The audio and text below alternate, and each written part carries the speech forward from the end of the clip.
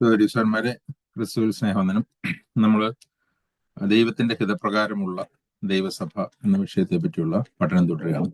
നമ്മളിതൊരു 8ാമത്തെ ഭാഗമാണ്. ഒരു 10 ഭാഗം കൊണ്ട് ഞാൻ ഈ വിഷയങ്ങൾ പലതും എല്ലാം ഒന്നും കവർ ചെയ്യാൻ കഴിയില്ലെങ്കിലും ദൈവസഭയിൽ അടിസ്ഥാനപരമായിട്ടുള്ള കാര്യങ്ങൾ കവർ ചെയ്യാമെന്നാണ് ഞാൻ ചിന്തിക്കുന്നത്.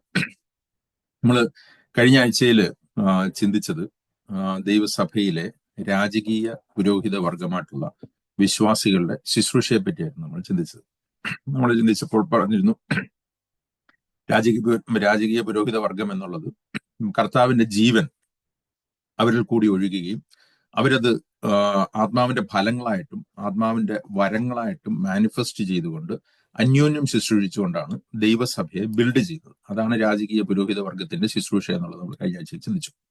ആ രീതിയിലാണ് ദൈവത്തിന്റെ സഭ ബിൽഡ് ആവുന്നത്. അതുകൊണ്ടാണ് എഫേസ്യ ലേഖനം 4-ാമത്തെ അധ്യായത്തിന്റെ 16-ാമത്തെ വാക്യത്തിൽ പറഞ്ഞിരിക്കുന്നത്, ഓരോ അവയവത്തിനും അതിന് ചെയ്യാനായിട്ടുള്ള പ്രവൃത്തിക്കുള്ള കൃപ ലഭിച്ചിട്ട് ആ അവയവങ്ങൾ ആ പ്രവൃത്തി ചെയ്തുകൊണ്ടാണ് ദൈവസഭ ബിൽഡ് ആവുന്നത്. അന്നേരം ഒരു ദൈവസഭ ഒരു ശരീരം എന്ന നിലയിൽ കൈയാണെങ്കിൽ കൈക്ക് ചെയ്യാനായിട്ടുള്ള കൃപ തലയിൽ നിന്ന് ലഭിക്കുന്നു, കാലാണെങ്കിൽ കാലിന് ചെയ്യാനായിട്ടുള്ള കൃപ തലയിൽ നിന്ന് ലഭിക്കുന്നു. അങ്ങനെ ഓരോ അവയവങ്ങളും അവരവരുടെ ഫംഗ്ഷൻ തിരിച്ചറിയുകയും, അതുകൊണ്ടാണ് റോമാലേഖനം 12:1 ദൈവസഭയെ പറ്റി പറയുമ്പോൾ ആദ്യം തന്നെ പറഞ്ഞിരിക്കുന്നത്, നിങ്ങളുടെ മനസ്സ് പുതുക്കി രൂപാന്തരപ്പെടുവിൻ, നന്മയും പ്രസാദവും പൂർണ്ണതയുമുള്ള ദൈവഹിതം ഇന്ന് തിരിച്ചറിയുവിൻ. അന്നേരം ഓരോ അവയവങ്ങൾക്ക് അതിന്റെ ഫംഗ്ഷൻ എന്താണെന്നുള്ളത് തിരിച്ചറിയണം. അത് തിരിച്ചറിയുമ്പോൾ ആ ഫംഗ്ഷൻ ചെയ്യാൻ വേണ്ടിയിട്ടുള്ള കൃപ അതിന് ആ തലയിൽ നിന്ന് ലഭിക്കുകയാണ്. അങ്ങനെ ആ കൃപയിൽ അല്ലെങ്കിൽ ആ ജീവനിൽ നിറഞ്ഞിട്ട് ആ സ്പെസിഫിക് ഫംഗ്ഷൻ അവരവർ ചെയ്യുമ്പോൾ ആ ദൈവസഭ ബിൽഡപ്പ് ആയിട്ട് ക്രിസ്തുവിന്റെ തലയോളം വളരുകയാണ് ചെയ്യുന്നത്. അങ്ങനെ നമ്മൾ ആ ദൈവസഭയിലെ ശുശ്രൂഷയെ പറ്റി പറഞ്ഞപ്പോൾ ഞാൻ എടുത്തു പറഞ്ഞിരുന്നു, ദൈവസഭയിലെ ഏറ്റവും പ്രധാനപ്പെട്ട ഒരു പ്രത്യേകത എന്ന് പറഞ്ഞിരിക്കുന്നത്, ദൈവസഭയിലെ ശുശ്രൂഷകൾ ഒരു വ്യക്തിയിലേക്ക് കേന്ദ്രീകരിക്കപ്പെട്ട ശുശ്രൂഷയല്ല. അല്ലെങ്കിൽ ഒരു പാസ്റ്റർ, ബാക്കിയുള്ളവരെല്ലാം വിശ്വാസികൾ, പാസ്റ്ററിലേക്ക് കേന്ദ്രീകരിക്കപ്പെട്ടിട്ടുള്ള ഒരു ശുശ്രൂഷയല്ല ദൈവസഭയിലുള്ളത്. അതൊരു ശരീരത്തിലെ അവയവങ്ങൾ എല്ലാം ഡിവൈഡഡ് ആയിരിക്കുന്നത് പോലെ എല്ലാ അവയവങ്ങളിലേക്കും വ്യാപിക്കപ്പെട്ടിരിക്കുന്ന ശുശ്രൂഷയാണ്. അന്നേരം അങ്ങനെ എല്ലാവരും കൂടിയാണ് ശുശ്രൂഷ ചെയ്യുന്നത്. അല്ലാതെ ഒരു വ്യക്തി ശുശ്രൂഷ ചെയ്യുകയും ബാക്കിയുള്ളവരെല്ലാം ശുശ്രൂഷ ഏൽക്കുകയുമല്ല. അന്നേരം ബൈബിൾ നമ്മൾ ഒരു ശുശ്രൂഷക്കാരൻ എന്ന് പറഞ്ഞൊരു വ്യക്തി, ബാക്കിയുള്ളവരെല്ലാം കേൾവിക്കാരൻ എന്നുള്ള ഒരു രീതി എന്നുള്ളത് ദൈവവചനത്തിലെ സിസ്റ്റമല്ല. ഒരു യഥാർത്ഥ ദൈവസഭയിൽ അങ്ങനെയല്ല. ഞാൻ നേരത്തെ പറഞ്ഞതുപോലെ അതൊരു ശൈശവാവസ്ഥയിലുള്ള ദൈവസഭയിൽ അങ്ങനെ ആയിരിക്കാം.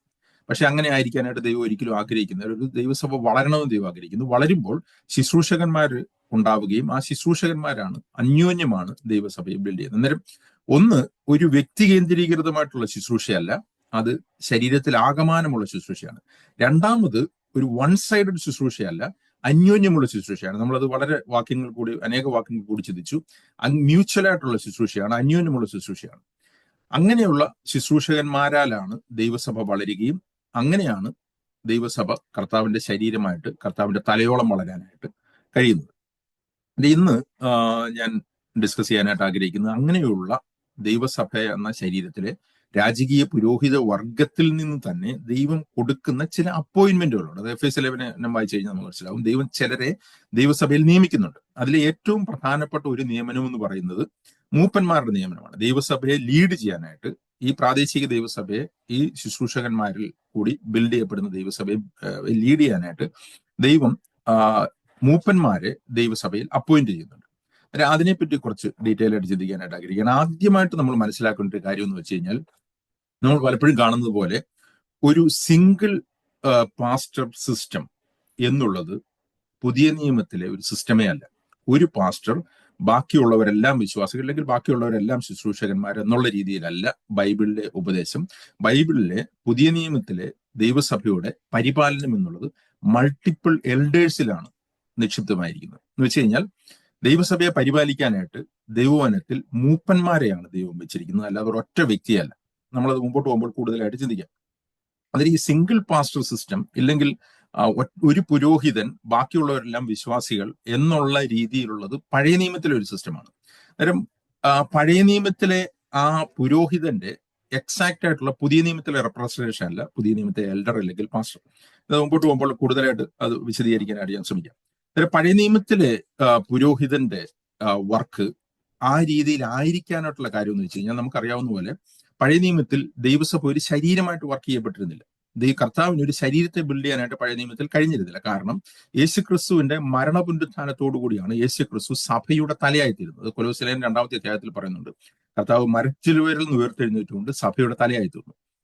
അത് യേശുക്രിസ്തുവിന്റെ മരണപുനരുത്ഥാനത്തോടു കൂടിയാണ് ദൈവസഭയുടെ തലയായിട്ട് ക്രിസ്തു മാറുകയും ആ ദൈവസഭയിലെ ഓരോ വ്യക്തികൾക്കും പരിശുദ്ധാത്മാവിനെ ലഭിച്ചുകൊണ്ട് ആ പരിശുദ്ധാത്മാവിനാൽ സ്നാനമേറ്റ് അവർ ശരീരത്തിന്റെ ഭാഗമായി തീരുകയും ചെയ്യുന്നു. 1 കൊരിന്ത്യർ 12:12 അതാണ് പറഞ്ഞിരിക്കുന്നത്, ഏകാത്മാവിനാൽ നാം സ്നാനമേറ്റ് ഒരു ശരീരത്തിന്റെ ഭാഗമായി തീരുന്നു. എന്നിട്ട് ഈ ഒരു കാര്യം പഴയ നിയമത്തിൽ നടന്നിരുന്നില്ല.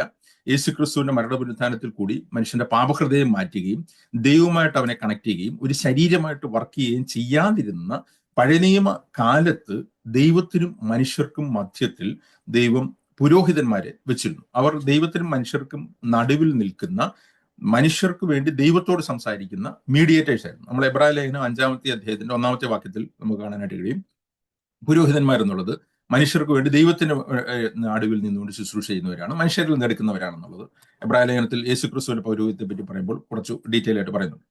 എന്നാൽ ആ പൗരോഹിത്യവും ആ കംപ്ലീറ്റ് ദേവാലയത്തിന്റെ സിസ്റ്റവും യേശുക്രിസ്തുവിന്റെ മരണപുനരുത്ഥാനത്തോടു കൂടി ദൈവം അതിനെ ഒബ്സലേറ്റ് ആക്കി തീർന്നു.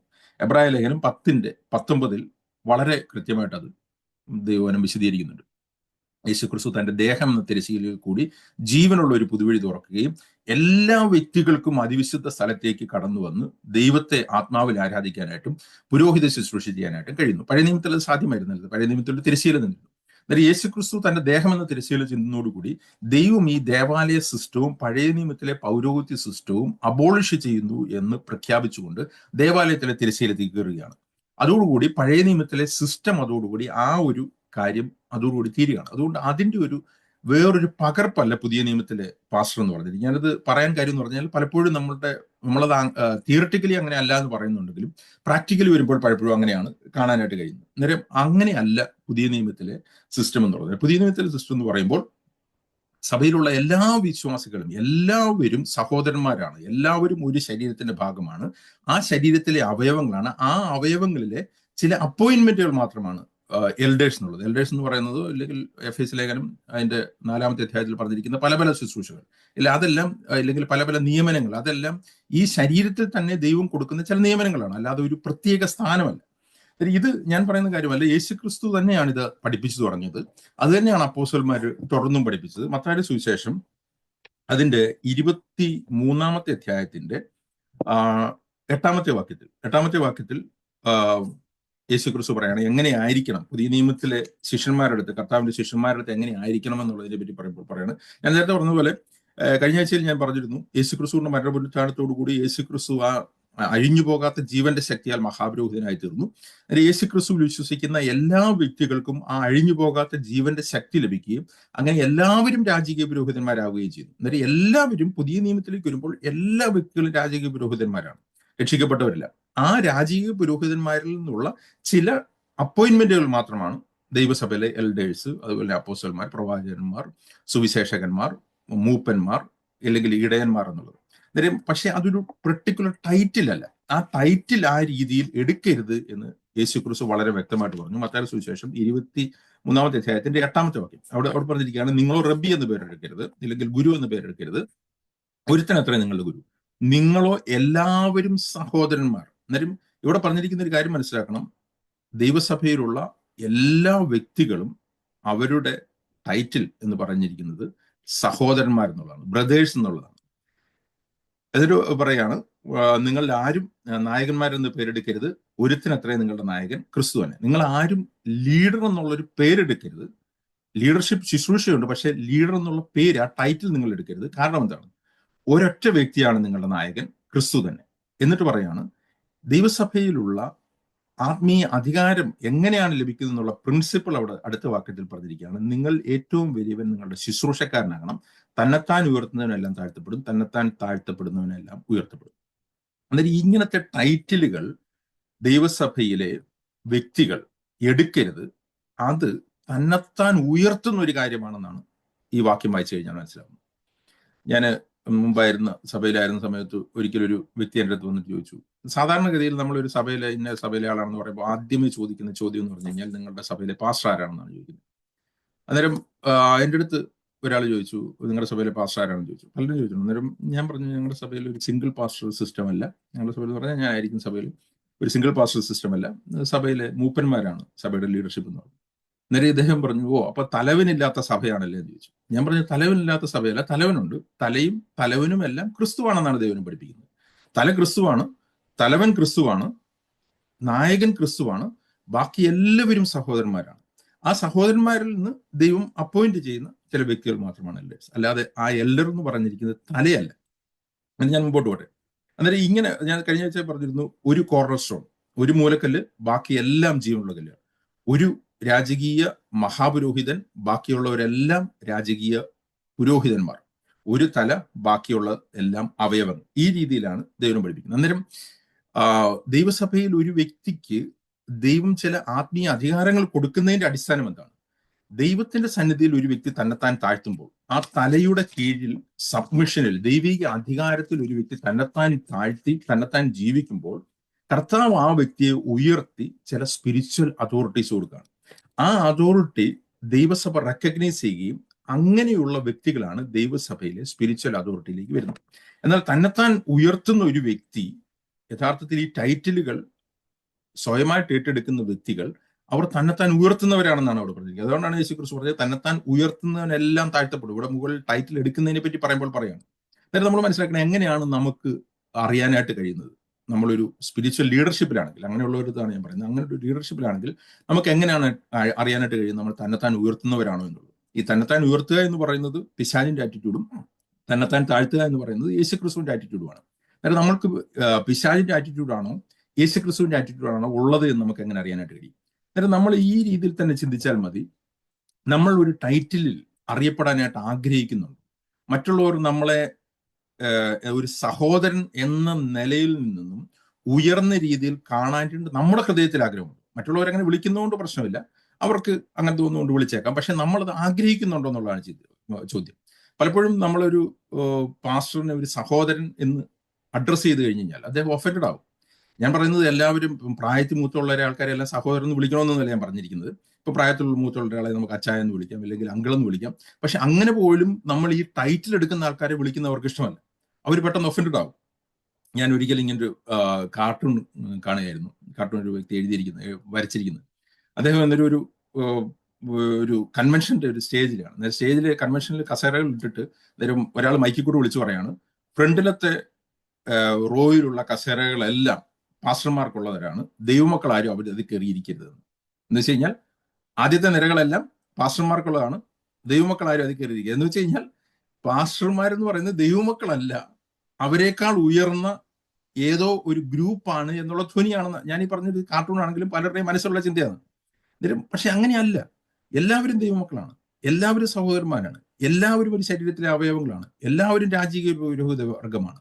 അതിൽ നിന്നും പ്രത്യേകിച്ചൊരു ടൈറ്റിൽ എടുത്ത് അതിന്റെ മുകളിലേക്ക് തന്നെത്താൻ ഉയർത്തുന്ന ഒരു സ്ഥിതി അല്ല ദൈവസഭയിലെ മൂപ്പന്മാർ. ഞാൻ എന്താണ് ദൈവസഭയിലെ മൂപ്പന്മാർ എന്തല്ല എന്ന് പറഞ്ഞിട്ട് അതിന്റെ യഥാർത്ഥ ശുശ്രൂഷയിലേക്ക് വരാം. അത് നമുക്കൊന്ന് ക്ലിയർ ആണല്ലോ. അന്നേരം നമ്മൾ സ്വയമായിട്ട് അങ്ങനെ വിളിക്കാനായിട്ട് നമ്മൾ ആഗ്രഹിക്കുന്നുണ്ടെങ്കിൽ, ഇല്ലെങ്കിൽ മറ്റുള്ളവർ നമ്മളെ ഒരു സഹോദരൻ എന്ന നിലയിൽ കാണുകയാണെങ്കിൽ, അതിൽ നമ്മൾ ഒഫൻഡഡ് ആവുന്നുണ്ടെങ്കിൽ, നമ്മുടെ ഉള്ളിൽ തന്നെത്താൻ ഉയർത്തുന്ന ഒരു ആറ്റിറ്റ്യൂഡ് ഉണ്ട്. ഇതിന്റെ ഒരു പീക്കാണ് നമ്മൾ പല ദൈവസഭകളെന്ന് പറയുന്നിടത്തും കാണുന്ന എലക്ഷനും മത്സരവും ഉയർന്ന സ്ഥാനത്തേക്ക് എത്താൻ വേണ്ടിയിട്ടുള്ള ബാക്കിയുള്ള പൊളിറ്റിക്കൽ കാര്യങ്ങളൊക്കെ എന്ന് പറഞ്ഞു കഴിഞ്ഞാൽ ഈ അധർമ്മമൂർത്തിയുടെ തന്നെത്താൻ ഉയർത്തുന്ന ആ സ്പിരിറ്റിന്റെ ഒരു പീക്കാണ്. അവിടം വരെ പോലും പോകേണ്ട ആവശ്യമില്ല. അങ്ങനെയുള്ള ദൈവസഭകൾ ശരിക്കും യഥാർത്ഥത്തിൽ അതൊരു ബാബിലോണിയൻ സിസ്റ്റമാണ് ബിൽഡ് ചെയ്യുന്നത്. നമ്മളത് കാണുന്നതാണ്. ഒരു സ്ഥാനത്തേക്ക് എത്താൻ വേണ്ടി രാഷ്ട്രീയക്കാരെക്കാൾ കഷ്ടമായ രീതിയിലുള്ള പ്രചരണങ്ങളും എലക്ഷനും ഫോട്ടോ വെച്ചുള്ള പ്രചരണങ്ങളും ഇതൊക്കെ കാണിക്കുന്നത് ഞാൻ എന്നെ ഉയർത്തുകയാണ്, ഞാൻ എന്നെ മറ്റുള്ളവരുടെ മുമ്പിൽ വലിയതാക്കി കാണിക്കുകയാണ്. ഞാൻ കർത്താവിന്റെ മുമ്പിൽ എന്നെ താഴ്ത്തുമ്പോൾ കർത്താവിനെ ഉയർത്തും, അത് വേറൊരു വിഷയമാണ്. കർത്താവിനെ ഉയർത്തുമ്പോൾ, ഇല്ലെങ്കിൽ കർത്താവ് അങ്ങനെയുള്ള ഒരു വ്യക്തി ഉയർത്തുമ്പോൾ ആ വ്യക്തിയുടെ സ്പിരിച്വൽ അതോറിറ്റി ബാക്കിയുള്ളവർ റെക്കഗ്നൈസ് ചെയ്യുക എന്നുള്ളത് ഒരു കാര്യം. അതിന് ഞാൻ ഒന്നും തന്നെ ചെയ്യേണ്ട കാര്യമില്ല. ഞാൻ എന്നെ തന്നെ പ്രൊമോട്ട് ചെയ്യേണ്ട കാര്യമില്ല. ഞാൻ ഇന്ന ആളാണെന്ന് പറയേണ്ട കാര്യമില്ല. ഒന്നും ഞാൻ ചെയ്യേണ്ട കാര്യമില്ല. ഞാൻ ചെയ്യേണ്ടത് കർത്താവിന്റെ കരങ്ങളിൽ താഴ്ത്തുക എന്ന് മാത്രമാണ്. അത് പത്രോസ് പറയുന്നുണ്ട്. പത്രോസ് മൂപ്പന്മാരുടെ അടുത്ത് പറയുമ്പോൾ പറയുന്നുണ്ട്, വിശ്വാസികളടുത്ത് പറയുമ്പോൾ പറയുന്നുണ്ട്, കർത്താവിന്റെ കരത്തിന്റെ കീഴിൽ നിങ്ങളെ തന്നെ താഴ്ത്തുക, തക്ക സമയത്ത് അവൻ ഉയർത്തും. ദൈവം നമ്മളെ ഉയർത്തും. ദൈവം നമ്മളെ ഉയർത്തുമ്പോൾ ദൈവം നമുക്ക് ചില സ്പിരിച്വൽ അധികാരങ്ങൾ തരും. അത് ബാക്കിയുള്ളവർ റെക്കഗ്നൈസ് ചെയ്യും. അവർ സ്വമേധയാ അവർ സബ്മിറ്റ് ചെയ്യാനായിട്ട് ചിലപ്പോൾ തയ്യാറാവും. അത് വേറൊരു വിഷയമാണ്. എന്നാൽ തന്നെത്താൻ നമ്മളെ ഉയർത്തുക എന്ന് പറയുന്നത് അത് പിശാചിന്റെ ആറ്റിറ്റ്യൂഡാണ്, അത് മത്സരമാണ്, അത് ഒരിക്കലും ഒരു ദൈവസഭയിൽ ഉണ്ടാവാനായിട്ട് പാടില്ല. അന്നേരം ഇതിന്റെ അടിസ്ഥാന കാര്യത്തിൽ തന്നെ നമ്മൾ ഈ കാര്യം മനസ്സിലാക്കണം. നമ്മൾ എല്ലാവരും സഹോദരന്മാരാണ്. ക്രിസ്തുവിന്റെ ശരീരത്തിന്റെ അവയവങ്ങൾ മാത്രമാണ്. നമ്മൾക്ക് ചില ശുശ്രൂഷകൾ ചെയ്യാനായിട്ട് കൃപ ലഭിച്ചിരിക്കുന്നു, നമുക്ക് ചില അപ്പോയിന്റ്മെന്റ് ലഭിച്ചിരിക്കുന്നു എന്ന് മാത്രമല്ല. ഞാനിത് പറയുന്നത് സ്പിരിച്വൽ ലീഡർഷിപ്പിലുള്ള ആരെങ്കിലും ഉണ്ടെങ്കിൽ അവരുടെ അടുത്ത് അവർക്ക് മനസ്സിലാകാനാണ്. വിശ്വാസികൾക്ക് പലപ്പോഴും ഇത് ബാധകമല്ല. അന്നേരം ഇങ്ങനെയാണ് പുതിയ നിയമത്തിലേക്ക് വരുമ്പോഴേക്കും ഞാൻ പറഞ്ഞു, ഒരു വ്യക്തി മറ്റുള്ളവരെക്കാൾ ഉയർന്ന ഒരു വ്യക്തിയിലേക്ക്, ഒരു ടൈറ്റിലേക്ക് കയറിയും ആ വ്യക്തിയുടെ കീഴിലേക്ക് ബാക്കിയുള്ളവരും വരികയല്ല. എല്ലാവരും ഒരേപോലെ തന്നെ ആയിരിക്കുമ്പോൾ, എല്ലാവരും അന്യോന്യം ശുശ്രൂഷിക്കുമ്പോൾ അതിൽ നിന്ന് ദൈവം ചില വ്യക്തികൾക്ക് ചില അപ്പോയിന്റ്മെന്റുകൾ കൊടുക്കണം. അന്നേരം ഈ ശുശ്രൂഷകളെല്ലാം അന്യോന്യമാണെന്ന് ഞാൻ കഴിഞ്ഞ ആഴ്ചയിൽ പറഞ്ഞു. അതുപോലെ തന്നെ എല്ലാ കാര്യങ്ങളും അന്യോന്യം ഭാരം ചുമക്കാനായിട്ട് ദൈവനും പറഞ്ഞിരിക്കുന്നു, അന്യോന്യം പ്രാർത്ഥിക്കാനായിട്ട് പറഞ്ഞു. ഇത് എല്ലാവർക്കും ആപ്ലിക്കബിൾ ആണ്. ഞാൻ എന്താണ് എടുത്ത് പറയുന്നത് വെച്ച് കഴിഞ്ഞാൽ, കഴിഞ്ഞ പ്രാവശ്യം നാട്ടിൽ പോയപ്പോൾ എൻ്റെ അടുത്തൊരു പാസ്റ്റർ സംസാരിച്ചപ്പോൾ അദ്ദേഹം പറയായിരുന്നു, അദ്ദേഹത്തിന്റെ വിഷമം പറഞ്ഞ അദ്ദേഹത്തിന്റെ ഒരു പ്രാർത്ഥന ആവശ്യമുണ്ടെങ്കിൽ പോലും അദ്ദേഹത്തിന് വിശ്വാസികളുടെ അടുത്ത് പ്രാർത്ഥിക്കാനായിട്ട് പറയാനായിട്ട് കഴിയത്തില്ല. അതിന്റെ കാര്യം എന്താണെന്ന് വെച്ച് കഴിഞ്ഞാൽ, അങ്ങനെ പറഞ്ഞു കഴിയുമ്പോഴേക്കും വിശ്വാസികൾ ചിന്തിക്കുന്നത് ഈ പാസ്റ്ററിന്റെ ഒരു ആത്മീയത്തിന് എന്തോ കുറവുണ്ടെന്നാണ് ചിന്തിക്കുന്നത്. അന്നേരം അദ്ദേഹം പറയുന്നത്, വിശ്വാസികൾക്ക് പ്രാർത്ഥിക്കാൻ പറഞ്ഞു കഴിഞ്ഞാൽ അവർ ചോദിക്കും കുറുന്തോട്ടയ്ക്ക് വാദമാണോ എന്ന് ചോദിക്കും എന്ന് പറഞ്ഞു. എന്ന് വെച്ച് കഴിഞ്ഞാൽ ഇവരുടെ ആൾക്കാരുടെ ചിന്ത എന്താണ്? ആൾക്കാരുടെ ചിന്ത എന്ന് വെച്ച് കഴിഞ്ഞാൽ വിശ്വാസികൾക്ക് വേണ്ടി പ്രാർത്ഥിക്കാനുള്ള ഇടിവിൽ നിൽക്കുന്ന ഒരു വ്യക്തിയാണ് പാസ്റ്റർ. ആ പാസ്റ്റർക്ക് വേണ്ടി പ്രാർത്ഥിക്കാനായിട്ട് വിശ്വാസികൾക്ക് വേണ്ടത് പറയാനായിട്ട് കഴിയത്തില്ല. എന്നാൽ നമ്മൾ ബൈബിൾ വായിച്ചു കഴിഞ്ഞാൽ അപ്പോസ്തലന്മാർ വിശ്വാസികളടുത്ത് പറയുന്നുണ്ട്, ഞങ്ങൾക്ക് വേണ്ടി പ്രാർത്ഥിക്കാനായിട്ട് പറയുന്നുണ്ട്. അനേകയിടത്ത് പറയുന്നുണ്ട്, ഞങ്ങൾക്ക് വചനം കിട്ടാൻ വേണ്ടി പ്രാർത്ഥിക്കണം, ഞങ്ങൾക്ക് സുവിശേഷത്തിന്റെ വാതിൽ തുറന്നു കിട്ടാൻ വേണ്ടി പ്രാർത്ഥിക്കണം, ദുഷ്ടമനുഷ്യരിൽ നിന്ന് ഞങ്ങളെ രക്ഷിക്കാൻ വേണ്ടി പ്രാർത്ഥിക്കണം, ഞങ്ങൾക്ക് വേണ്ടി പ്രാർത്ഥിക്കണം. അന്നേരം ഇത് ഒരു താഴ്മയുടെ ലക്ഷണമാണ്. നമ്മൾ എല്ലാവർക്കും അന്യോന്യം ആവശ്യമുള്ളവരാണ്, എല്ലാവരും സഹോദരന്മാരാണ്, എല്ലാവരും വീക്കായിട്ടുള്ള വ്യക്തികളാണ് പല രീതിയിൽ. എന്നാൽ ദൈവത്തിന്റെ കൃപ എല്ലാവരിലും വീഴുകയുണ്ട്. അന്നേരം അന്യോന്യം ശുശ്രൂഷിക്കുക, അന്യോന്യം പ്രാർത്ഥിക്കുക, അന്യോന്യം ഭാരങ്ങൾ ചുമക്കുക. ഇതൊന്നും പഴയ നിയമത്തിൽ അങ്ങനെ ആയിരുന്നില്ല. പഴയ നിയമത്തിൽ മഹാപുരോഹിതനായിരുന്നു ബാക്കി ഇസ്രായേൽ ഗോത്രത്തിന്റെ എല്ലാവരെയും തന്റെ ഹൃദയത്തിൽ വഹിച്ചിരുന്നത്. അതുകൊണ്ടാണ് ഇസ്രായേൽ ഗോത്രത്തിന്റെ 12 ഗോത്രങ്ങളുടെയും രത്നങ്ങൾ നെഞ്ചിൽ വഹിച്ചുകൊണ്ട് അദ്ദേഹം ദൈവത്തിന്റെ മനുഷ്യരുടെ നടുവിൽ നിൽക്കുകയായിരുന്നു. ഞാൻ ഈ പറയുന്നതിന്റെ കാര്യം എന്ന് പറഞ്ഞാൽ, ഇന്ന് ദൈവത്തിന്റെ മനുഷ്യരുടെയും നടുവിൽ നിൽക്കാനായിട്ട് ഒരു പുരോഹിതനില്ല, മഹാപുരോഹിതനില്ല. ഇന്ന് ദൈവത്തിന്റെയും മനുഷ്യരുടെയും നടുക്ക് നിൽക്കുന്ന മഹാപുരോഹിതൻ എന്ന് പറയുന്നത് യേശുക്രിസ്തുവാണ്. അതാണ് 1 തിമോഥെയോസ് 2:5 എഴുതിയിരിക്കുന്നത്, ദൈവത്തിനും മനുഷ്യർക്കും നടുവിൽ മധ്യസ്ഥൻ ഒരൊറ്റ വ്യക്തി മാത്രം, മനുഷ്യനായ യേശുക്രിസ്തു. യേശുക്രിസ്തു മനുഷ്യൻ എന്ന നിലയിൽ ഇന്ന് ദൈവത്തിന്റെയും മനുഷ്യരുടെയും നടുക്കിൽ നിന്നിട്ട് ദൈവത്തോട് നമുക്ക് വേണ്ടി പ്രാർത്ഥിക്കുകയാണ്, നമ്മളുടെ ആവശ്യങ്ങൾ പോകാൻ വേണ്ടിയിട്ട്. അങ്ങനെ ഒരു മധ്യസ്ഥൻ ഉള്ളപ്പോൾ നമുക്ക് ഇന്നൊരു മധ്യസ്ഥന്റെ ആവശ്യമില്ല. നമുക്ക് അന്യോന്യം പ്രാർത്ഥിക്കാനായിട്ട് പറയാം, തീർച്ചയായിട്ടും. പക്ഷെ ഒരു വ്യക്തിക്ക് ബാക്കി എല്ലാവരും പ്രാർത്ഥനയുമായിട്ട് കൊണ്ടുചെല്ലേണ്ട കാര്യമില്ല. ഇത് ഞാനിത് എടുത്ത് പറയുന്നതിന്റെ കാര്യം എന്ന് പറഞ്ഞാൽ, പുതിയ നിയമത്തിലെ ഒരു പ്രിവിലേജ് പലർക്കും അറിയാത്തതുകൊണ്ടാണ്. ഞാൻ അതുകൊണ്ട് പെട്ടെന്ന് ആ വാക്യം ഒന്നും എടുക്കുക. എബ്രായ ലേഖനത്തിലാണ് ഈ യേശുക്രിസ്തുവിന്റെ മഹാപുരോഹിത ശുശ്രൂഷയെ പറ്റി പറയുമ്പോൾ പറഞ്ഞിരിക്കുന്നത്. എബ്രായ ലേഖനം അതിന്റെ 4-ാമത്തെ വാക്യത്തിന്റെ 15-ാമത്തെ വാക്യത്തിൽ എഴുതിയിരിക്കുകയാണ്, നമ്മുടെ മഹാപുരോഹിതൻ നമ്മുടെ ബലഹീനതയിൽ സമാധാനം വാങ്ങിക്കാൻ കഴിയാത്തവനല്ല, പാപമൊഴികെ സകലത്തിനും നമുക്ക് തുല്യമായി പരീക്ഷിക്കപ്പെട്ടവനത്ര നമുക്കുള്ളത്. അതുകൊണ്ട് കരുണ ലഭിക്കാനും തക്ക സമയത്തിനുള്ള കൃപ പ്രാപിക്കാനുമായി നാം ധൈര്യത്തോടെ കൃപാസനത്തിലേക്ക് അടുത്ത് ചെല്ലുക. ധൈര്യത്തോടെ നമുക്ക് ദൈവത്തിന്റെ സന്നിധിയിൽ നമ്മുടെ ഏത് പ്രാർത്ഥനയും ഡയറക്റ്റ്ലി കൊണ്ടുവരാം. ഒരു മധ്യസ്ഥനിൽ കൂടി നമ്മൾ പോകേണ്ട ആവശ്യമില്ല. എന്ന് വെച്ചാൽ ഒരു പെർട്ടിക്കുലർ ഒരു ആത്മീയ വ്യക്തിയെടുത്ത് പോയി ആ വ്യക്തി നമുക്ക് വേണ്ടി പ്രാർത്ഥിക്കുമ്പോൾ കൂടുതലായിട്ടൊന്നും സംഭവിക്കുന്നില്ല. നമ്മൾ പ്രാർത്ഥിക്കുന്ന അതേ എഫക്റ്റ് ആണ് വേറെ ആര് പ്രാർത്ഥിച്ചാലുള്ളത്. പക്ഷെ നമുക്ക് അന്യോന്യം പ്രാർത്ഥിക്കാനായിട്ട് പറയാം, അന്യോന്യം ഭാരം ചുമക്കാൻ. അത് ദൈവത്തിലെ ഉപദേശം തന്നെയാണ്. അത് പാസ്റ്റർക്ക് വിശ്വാസികളടുത്തും പറയാം, വിശ്വാസികൾക്ക് പാസ്റ്റർക്കും പറയാം, അപ്പോസ്തലന് വിശ്വാസികൾക്ക് പറയാം, ഇങ്ങനെ പറയാം. ഇതിന്റെ കാര്യം എന്ന് പറഞ്ഞാൽ എബ്രായ ലേഖനം 8-ാമത്തെ അധ്യായത്തിലേക്ക് വരുമ്പോഴേക്കും അതിന്റെ കൂടുതലായിട്ട് അത് വിശദീകരിക്കുന്നുണ്ട്. എബ്രായ ലേഖനം 8-ാമത്തെ അധ്യായത്തിൽ പുതിയ ഉടമ്പടി സ്ഥാപിക്കപ്പെടുമ്പോൾ എന്താണ് അതിന്റെ ശ്രേഷ്ഠത എന്ന് പറയുമ്പോൾ പറഞ്ഞിരിക്കുകയാണ്. അവനോ 8:6 അവനു വിശേഷതയേറിയ വാഗ്ദാനങ്ങൾ സ്ഥാപിക്കപ്പെട്ട ഉടമ്പടിയുടെ മധ്യസ്ഥനാകിയാൽ അതിന്റെ വിശേഷതയ്ക്ക് തുറണം വിശേഷതയേറിയ ശുശ്രൂഷയും പ്രാപിച്ചിരിക്കും. എന്നാൽ ഇത് യേശുക്രിസ്തുവിന്റെ ശുശ്രൂഷയെ പറ്റിയാണ് പറഞ്ഞത്. അതുകൊണ്ട് നമുക്കുള്ള അഡ്വാൻറ്റേജ് എന്താണ്? താഴേക്ക് വരുമ്പോൾ 10-ാമത്തെ വാക്യത്തിൽ പറഞ്ഞിരിക്കുകയാണ്, ഈ കാലം കഴിഞ്ഞ ശേഷം ഞാൻ ഇസ്രായേൽ ഗൃഹത്തോട് ചെയ്യാനിരിക്കുന്ന ഉടമ്പടി ഇങ്ങനെയാകുന്നു, ഞാൻ എൻ്റെ ന്യായപ്രമാണം അവരുടെ ഉള്ളിലാക്കി അവരുടെ ഹൃദയങ്ങൾ എഴുതും, അവർ എനിക്ക് ദൈവമായും ഞാൻ അവർക്ക് ദൈവമായും അവർ എനിക്ക് ജനമായും ഇരിക്കും. ഇനി അവരിൽ ആരും കൂട്ടുകാരനെയും തൻ്റെ സഹോദരനെയും കർത്താവിനെ അറിയുക എന്ന് ഉപദേശിക്കുകയില്ല. അവർ ആബാലവൃദ്ധം എല്ലാവരും എന്നെ അറിയും. ആബാലവൃദ്ധം എന്ന് പറഞ്ഞ ഇംഗ്ലീഷിൽ from the smallest to greatest എന്നാണ്. From the greatest to smallest അല്ല. എന്തുകൊണ്ടാണ് ആ ഓർഡർ എഴുതിയിരിക്കുന്നത്? അന്നേരം പുതിയ നിയമത്തിലെ ഈ ഒരു ഏറ്റവും ചെറിയൊരു സഹോദരൻ ദൈവത്തിന്റെ കൃപാസനത്തിലേക്ക് ഡയറക്റ്റ്ലി ചെന്നിട്ട് പ്രാർത്ഥിക്കാനായിട്ട് കഴിയും. ഒരു മധ്യസ്ഥന്റെ ആവശ്യമില്ല. ഇന്ന് നമ്മൾ മധ്യസ്ഥരെ വെച്ചിരിക്കുകയാണ്. നമ്മൾ പറയും റോമൻ കത്തോലിക്കർക്ക് മധ്യസ്ഥരുള്ളൂ എന്നുള്ളത് അല്ല. പെന്തക്കോസുകാർക്കും മധ്യസ്ഥരുണ്ട്. റോമൻ കത്തോലിക്കർക്ക് മരിച്ചവരാണ് മധ്യസ്ഥരെങ്കിൽ പെന്തക്കോസുകാർക്ക് ജീവിച്ചില്ലെങ്കിൽ വേർപെട്ട ദൈവസഭക്കാർക്ക് ജീവിച്ചിരിക്കുന്ന വ്യക്തികളാണ് മധ്യസ്ഥർ. എപ്പോഴും ഇതിന്റെ മനുഷ്യരുടെ ഇടിവിൽ നിന്ന് പ്രാർത്ഥിക്കാനായിട്ട് ഒരു വ്യക്തി, അങ്ങനെ ഒരു ആവശ്യം പുതിയ നിയമത്തില്ല. ഇടിവിൽ നിൽക്കുന്ന യേശുക്രിസ്തുവാണ് നമുക്ക് കർത്താവിന്റെ സന്നിധിയിലേക്ക് അടുത്ത് ചെല്ലാനായിട്ട് കഴിയും. ഇത് അപ്പോസ്തലന്മാർ സ്ഥിരമായിട്ട് പഠിപ്പിച്ചതാണ്. കാരണം എന്താണ്? അങ്ങനെയാണ് ദൈവസഭ വളരാനായിട്ട് കഴിയുന്നത്.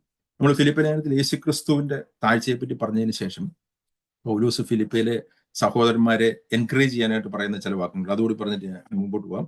അവിടെ പറഞ്ഞിരിക്കുകയാണ് അതിന്റെ ഫിലിപ്പിയ ലേഖനം 2:12 യേശുക്രിസ്തു മരിച്ചു, ഉയർത്തെഴുന്നേറ്റു, ദൈവത്തിന്റെ സന്നിധിയിലേക്ക് കയറി എന്ന് പറഞ്ഞതിന് ശേഷം പറയുകയാണ്, അതുകൊണ്ട് പ്രിയമുള്ളവരെ, അങ്ങനെ നിങ്ങളുടെ എല്ലാവരുടെയും ഉള്ളിൽ പരിശുദ്ധാത്മാവിനെ എത്തുന്നു, നമ്മളെല്ലാം ദൈവമക്കളാക്കി. അതുകൊണ്ട് പ്രിയമുള്ളവരെ, നിങ്ങൾ എല്ലായ്പ്പോഴും അനുസരിച്ച പോലെ ഞാൻ അരികത്തിരിക്കുമ്പോൾ മാത്രമല്ല ഇന്ന് ദൂരത്തിരിക്കുമ്പോഴും ഏറ്റവും അധികമായി നിങ്ങളുടെ രക്ഷ പ്രാവർത്തിക്കുമൊക്കെ.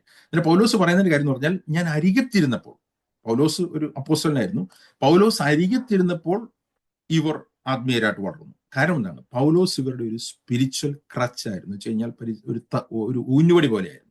അന്നേരം പൗലോസിലായിരുന്നു ഇവർ ഡിപ്പെൻഡ് ആയിരുന്നു. അന്നേരം പൗലോസ് പറയുന്നത്, ഞാൻ അവിടെ നിങ്ങളുടെ അടുക്കലായിരിക്കുന്നു, ഞാൻ അകലെ ആയിരിക്കുന്നു, ഇത് നിങ്ങളുടെ ആത്മീയതയെ ഒരു തരത്തിലും ബാധിക്കേണ്ട കാര്യമില്ല. കാരണം എന്താണ്?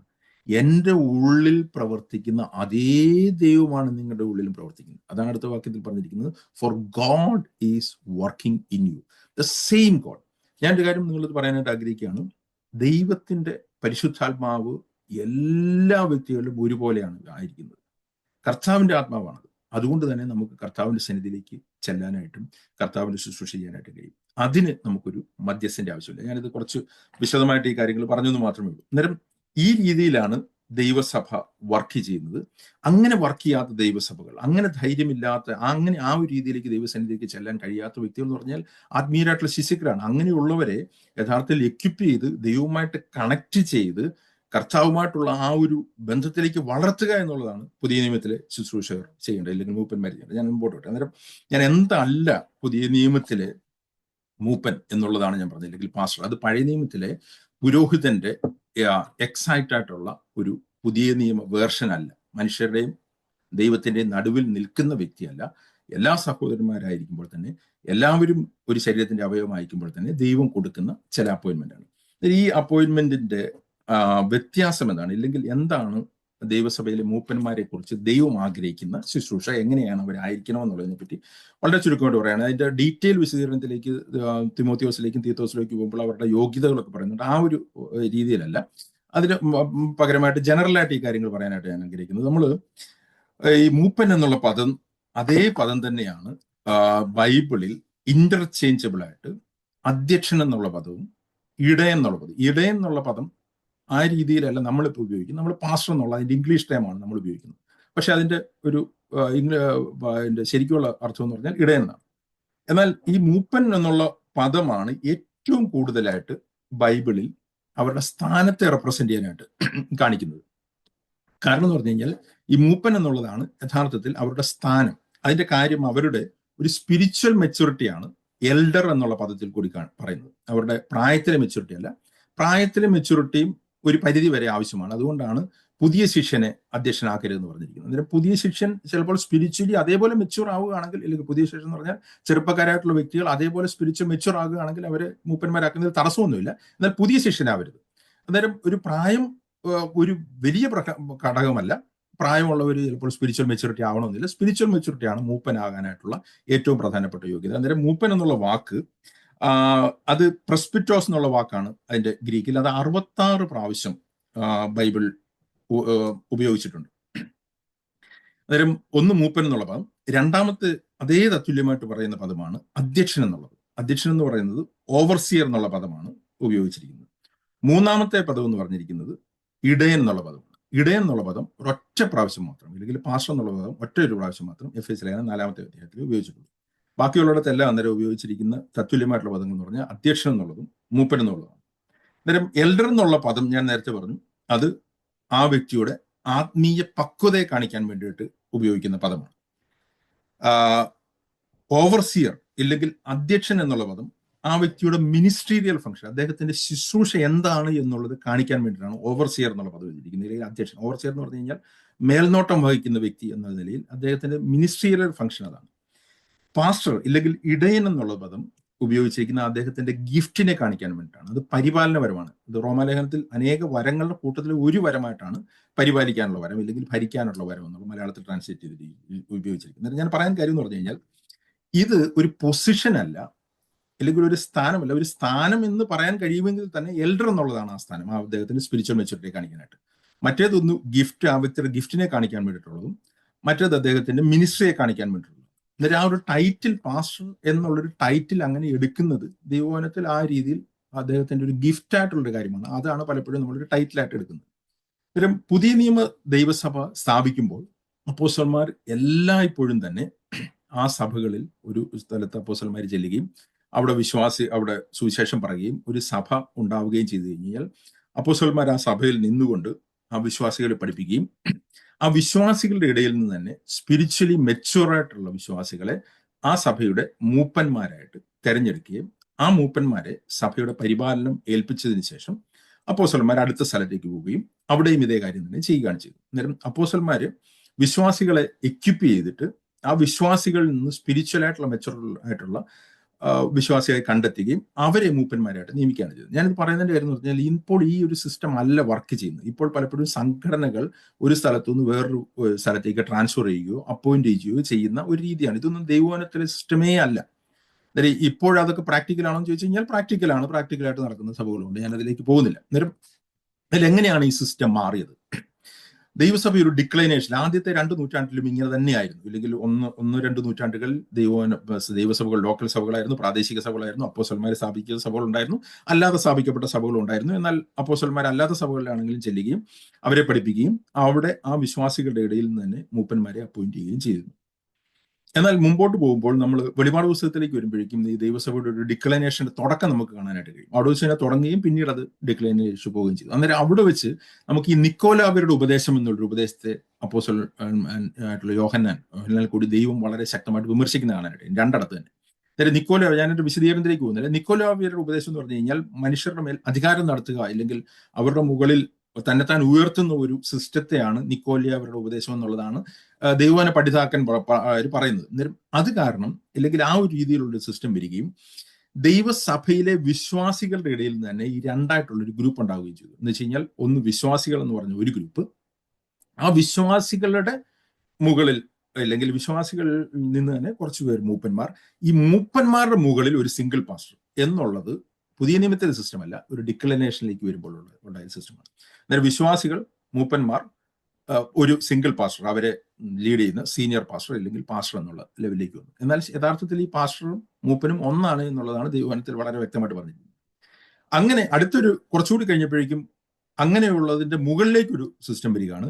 ഈ ഓവർസിയർ ഇല്ലെങ്കിൽ ചില ട്രാൻസ്ലേഷൻ ബിഷപ്പ് എന്ന് പറയുന്നത്, ഈ പാസ്റ്റർമാരുടെ എല്ലാം മുകളിലേക്ക് ഒരു ഓവർസിയർ വരികയാണ് ഇല്ലെങ്കിൽ ഒരു ബിഷപ്പ് വരികയാണ്. അന്നേരം വീണ്ടും ആ ഹൈരാർക്കൽ സിസ്റ്റം, മൂപ്പൻ, പാസ്റ്റർ, ഓവർസിയർ എന്ന് പറയുന്ന ഈ മൂന്നും ഒന്നായിരുന്ന സിസ്റ്റം 3 മാറുകയും 3 ഹൈരാർക്കിക്കൽ ലെവൽ വരികയും ചെയ്യും.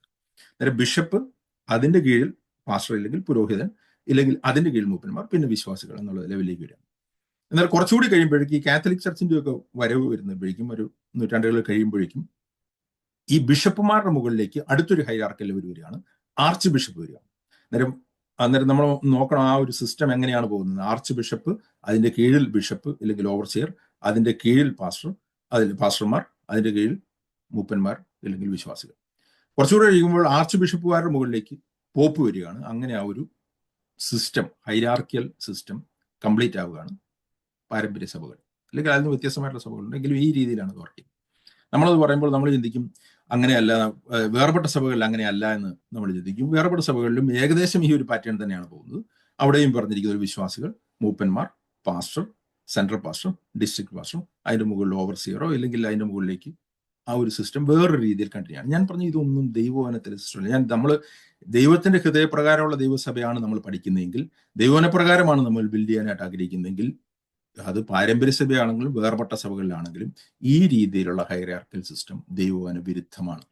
അതിനു പകരം നാം ദൈവവചനത്തിൽ കാണുന്നത് ദൈവസഭകൾ ഓരോന്നും സ്വതന്ത്രമായിട്ട് കർത്താവ് എന്ന തലയുമായിട്ട് ബന്ധപ്പെട്ട് വർക്ക് ചെയ്യുമ്പോൾ, അങ്ങനെ 1-ാം നൂറ്റാണ്ടിൽ അങ്ങനെ തന്നെയായിരുന്നു. നമ്മൾ വെളിപാട് പുസ്തകമാണ് 1-ാം നൂറ്റാണ്ടിലെ ഏറ്റവും അവസാനത്തെ പുസ്തകമായിട്ട് നമ്മൾ പുതിയ നിയമത്തിൽ കാണുന്നത്.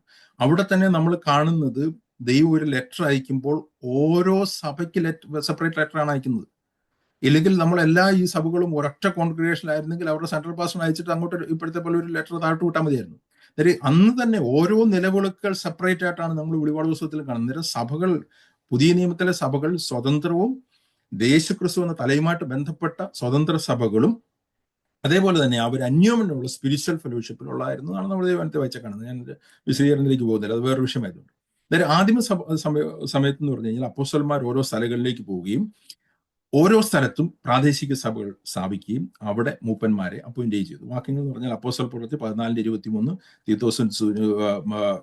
തീത്തോസിന് എഴുതിയ ലേഖനം അതിന്റെ 1-ാമത്തെ അധ്യായം 5-ാമത്തെ വാക്യത്തിലൊക്കെ വളരെ വ്യക്തമായിട്ട് പറയുന്നുണ്ട്. പട്ടണം തോറും മൂപ്പന്മാരെ നിയമിച്ചു. തീത്തോസിന്റെ അടുത്ത് പൗലോസ് പറയാണ്, ഞാൻ നിന്നെ ക്രേത്തയിൽ വിട്ടയച്ചു പോയത് ഓരോ പട്ടണത്തിലും മൂപ്പന്മാരെ നിയമിക്കാൻ വേണ്ടിയിട്ടാണെന്ന് പറഞ്ഞാണ്. അന്നേരം ആ മൂപ്പന്മാരെന്ന് പറഞ്ഞാൽ ഞാൻ നേരത്തെ പറഞ്ഞതുപോലെ ആ പ്രാദേശിക സഭയിൽ നിന്ന് തന്നെ ഉയർന്നു വന്ന സ്പിരിച്വൽ ആയിട്ടുള്ള മെച്ചുറായിട്ടുള്ള മൂപ്പന്മാരായിരുന്നു. ഇങ്ങനെയാണ് നമ്മൾ ഇത് കാണുന്നത്. നമ്മൾ അപ്പോസ്തലനായ പൗലോസ് എഫെസ്യയിലെ സഭയിലെ മൂപ്പന്മാരെ വിളിച്ചിട്ട് അവരുടെ അടുത്ത് സംസാരിക്കുന്ന ഒരു കുറച്ച് ലോങ് ആയിട്ടൊരു പ്രസംഗമുണ്ട്, അല്ലെങ്കിൽ അവരുടെ അടുത്ത് ഒരു സംഭാഷണമുണ്ട്. ആ വാക്യം നമ്മൾ വായിച്ചു കഴിഞ്ഞാൽ എന്താണ് പൗലോസ് ഇവരെ പഠിപ്പിക്കാൻ ആഗ്രഹിച്ച കാര്യം എന്നുള്ളത് നമുക്ക് മനസ്സിലാക്കാനായിട്ട് കഴിയും. അതിലേക്കൊന്ന് പോകാം. അപ്പോസ്തല പ്രവൃത്തി അതിന്റെ 20-ാമത്തെ അധ്യായത്തിന്റെ 17 വരെയുള്ള വാക്യം, ആക്ട്സ് ചാപ്റ്റർ 20 അതിന്റെ 17 വരെയുള്ള മുതലുള്ള വാക്യങ്ങൾ.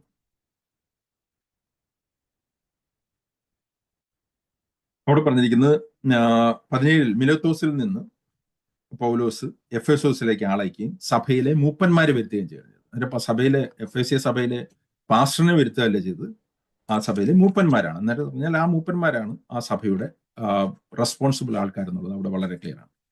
അന്നേരം അത് പിന്നീട് പൗലോസ് അതിന്റെ 27-ാമത്തെ വാക്യം വരെയും പൗലോസിന്റെ ഒരു ടെസ്റ്റിമണി, പൗലോസ് എങ്ങനെയാണ് അവരുടെ ഇടയിൽ ശുശ്രൂഷിച്ചതെന്നുള്ള ടെസ്റ്റിമണി പറയാണ്. ഇത് നമുക്ക് ഓരോരുത്തർക്കും, ദൈവസഭ ശുശ്രൂഷിക്കുന്ന ഓരോരുത്തർക്കും ഉള്ളൊരു മാതൃകയാണ് പൗലോസ് പറഞ്ഞിരിക്കുന്നത്. പൗലോസ് എന്താണ് ചെയ്തത്? അവിടെ എഫെസ്യ സഭയിലാണ് പൗലോസ് ഏറ്റവും വർഷങ്ങൾ ശുശ്രൂഷിച്ചത്.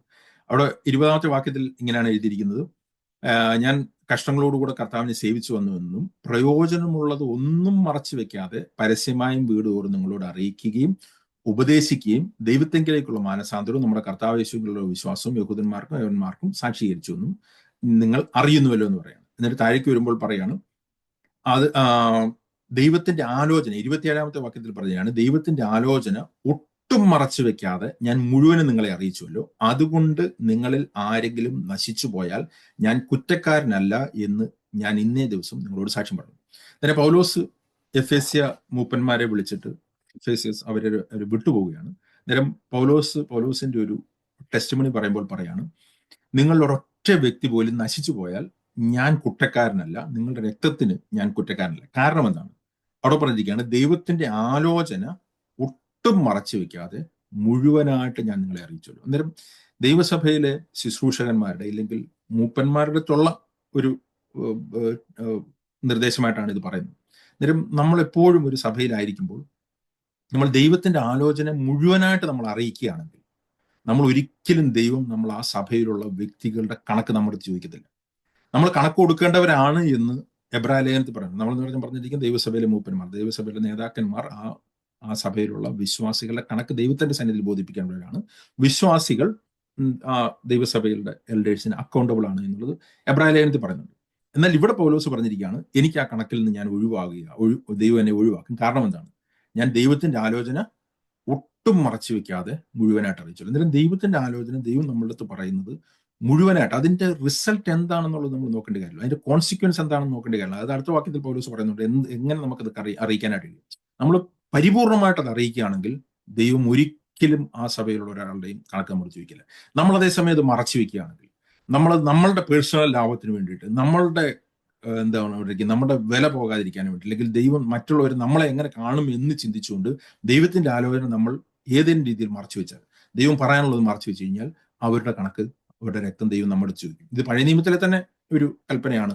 ഒരു വാൾ വരുന്നു എന്ന് കണ്ടിട്ട് കാവൽക്കാരൻ അത് വ്യക്തമായിട്ട് അത് കാഹളമൂതിയില്ലെങ്കിൽ ആ രക്തം ആ കാവൽക്കാരൻ്റെ അടുത്താണ് ചോദിക്കുന്നത്. ഇത് തന്നെയാണ് ഇവിടെ പറഞ്ഞിരിക്കുന്നത്. എന്നിട്ട് പറയാണ്, എങ്ങനെയാണിത് നമുക്കിത് പറയാനായിട്ട് കഴിയുന്നത്? അടുത്ത വാക്യം പറയാണ്, നിങ്ങളെ തന്നെയും താൻ സ്വന്തം രക്തത്താൽ സമ്പാദിച്ചിരിക്കുന്ന ദൈവത്തിന്റെ സഭയെ മേയിക്കുവാൻ പരിശുദ്ധാത്മാവ് നിങ്ങളെ അധ്യക്ഷരാക്കി വെച്ച ആട്ടിൻകൂട്ടത്തെ മുഴുവൻ സൂക്ഷിച്ചു കൊടുക്കും. ഇവിടെ ഈ ഒരൊറ്റ വാക്യത്തിൽ പൗലോസ് മൂപ്പന്മാരുടെ അവരുടെ ശുശ്രൂഷയും പറയുന്നുണ്ട്, അവരുടെ ഗിഫ്റ്റും പറയുന്നുണ്ട്. അവിടെ പറഞ്ഞിരിക്കുന്ന സഭയെ മേയിക്കുക, ഷെപ്പേഡ് ചെയ്യുക എന്നുള്ളതാണ് ദൈവസഭയുടെ മൂപ്പന്മാരുടെ റെസ്പോൺസിബിലിറ്റി. അവരെ നിങ്ങളെ അധ്യക്ഷരാക്കി, ഓവർസിയേഴ്സ് ആയിട്ടാണ് ദൈവം വെച്ചിരിക്കുന്നത്. Be guard on yourself and all the flock among which Holy Spirit has made you overseer to shepherd the church. അന്നേരം ദൈവം നിങ്ങളെ ഓവർസിയർ ആക്കി വെച്ചിരിക്കുന്നു. അതാണ് ministerial function. To shepherd the church, അതാണ് നിങ്ങളുടെ ഗിഫ്റ്റ്. ഇങ്ങനെയാണ് നിങ്ങൾ ചെയ്യേണ്ടതെന്നുള്ളത്. അന്നേരം അവിടെ പറഞ്ഞിരിക്കുന്ന ഒരു കാര്യമുണ്ട്, നിങ്ങളെ തന്നെയും താൻ സ്വന്തം രക്തത്താൽ സമ്പാദിച്ചിരിക്കുന്ന ദൈവത്തിന്റെ സഭയെ മേയ്ക്കുക. ഒരു കാര്യം എല്ലാ ദൈവമക്കളും ദൈവസഭയുടെ ലീഡേഴ്സും അറിയേണ്ട ഏറ്റവും പ്രധാനപ്പെട്ട ഒരു കാര്യമുണ്ട്. ദൈവസഭ എന്നുള്ളത് ദൈവത്തിൻ്റെതാണ്, നമ്മളുടേതല്ല, നമ്മളുടെ ആരുടേതുമല്ല. നമ്മളൊരു കാര്യം ശ്രദ്ധിച്ചിട്ടുണ്ടോ എന്നറിയത്തില്ല. പുതിയ നിയമം മുഴുവൻ നമ്മൾ വായിച്ചു കഴിഞ്ഞാൽ, മത്തായിയുടെ സുവിശേഷത്തോട്ട് വെളിപാട് വരെ വായിച്ചു കഴിഞ്ഞാൽ, എന്റെ സഭ എന്ന് ഒരൊറ്റ വ്യക്തിയെ സഭയെ പറ്റി പറഞ്ഞിട്ടുള്ളത് യേശുക്രിസ്തു. അപ്പോസ്തലന്മാരെപ്പോഴും സഭയെ പറ്റി അഡ്രസ് ചെയ്യുമ്പോൾ ദൈവത്തിന്റെ സഭ എന്നാണ് പറഞ്ഞിരിക്കുന്നത്, എന്റെ സഭ എന്ന് പറഞ്ഞിട്ടില്ല.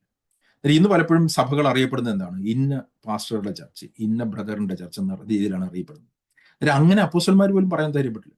കർത്താവ് പറയാണ്, ഞാൻ എന്റെ സഭയെ പണിയും. അന്നേരം കർത്താവാണ് സഭയുടെ തലവൻ. സഭ കർത്താവിൻ്റെതാണ്. കാരണം എന്താണ്? സഭയ്ക്ക് വേണ്ടി വില കൊടുത്തത് കർത്താവാണ്, രക്തം കൊടുത്തത് കർത്താവാണ്.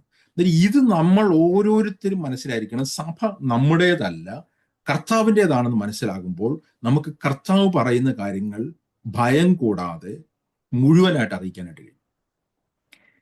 നമ്മളുടേതാണ് സഭ എന്ന് പറഞ്ഞു കഴിഞ്ഞാൽ നമുക്കൊരു അൺവാണ്ടഡ് അറ്റാച്ച്മെന്റ് ഈ സഭയുമായിട്ടുണ്ടാവും. നേരം കർത്താവ് ഇവിടെ വളരെ കൃത്യമായിട്ട് പറഞ്ഞിരിക്കുകയാണ്, കർത്താവിൻ്റെതാണ് സഭ. നമ്മൾ ഓരോരുത്തരും മനസ്സിലാക്കണം, കർത്താവിന്റെ സഭയിൽ ദൈവം നമ്മളെ അപ്പോയിന്റ് ചെയ്തിരിക്കുകയാണ് ചില കാര്യങ്ങൾക്ക് വേണ്ടി.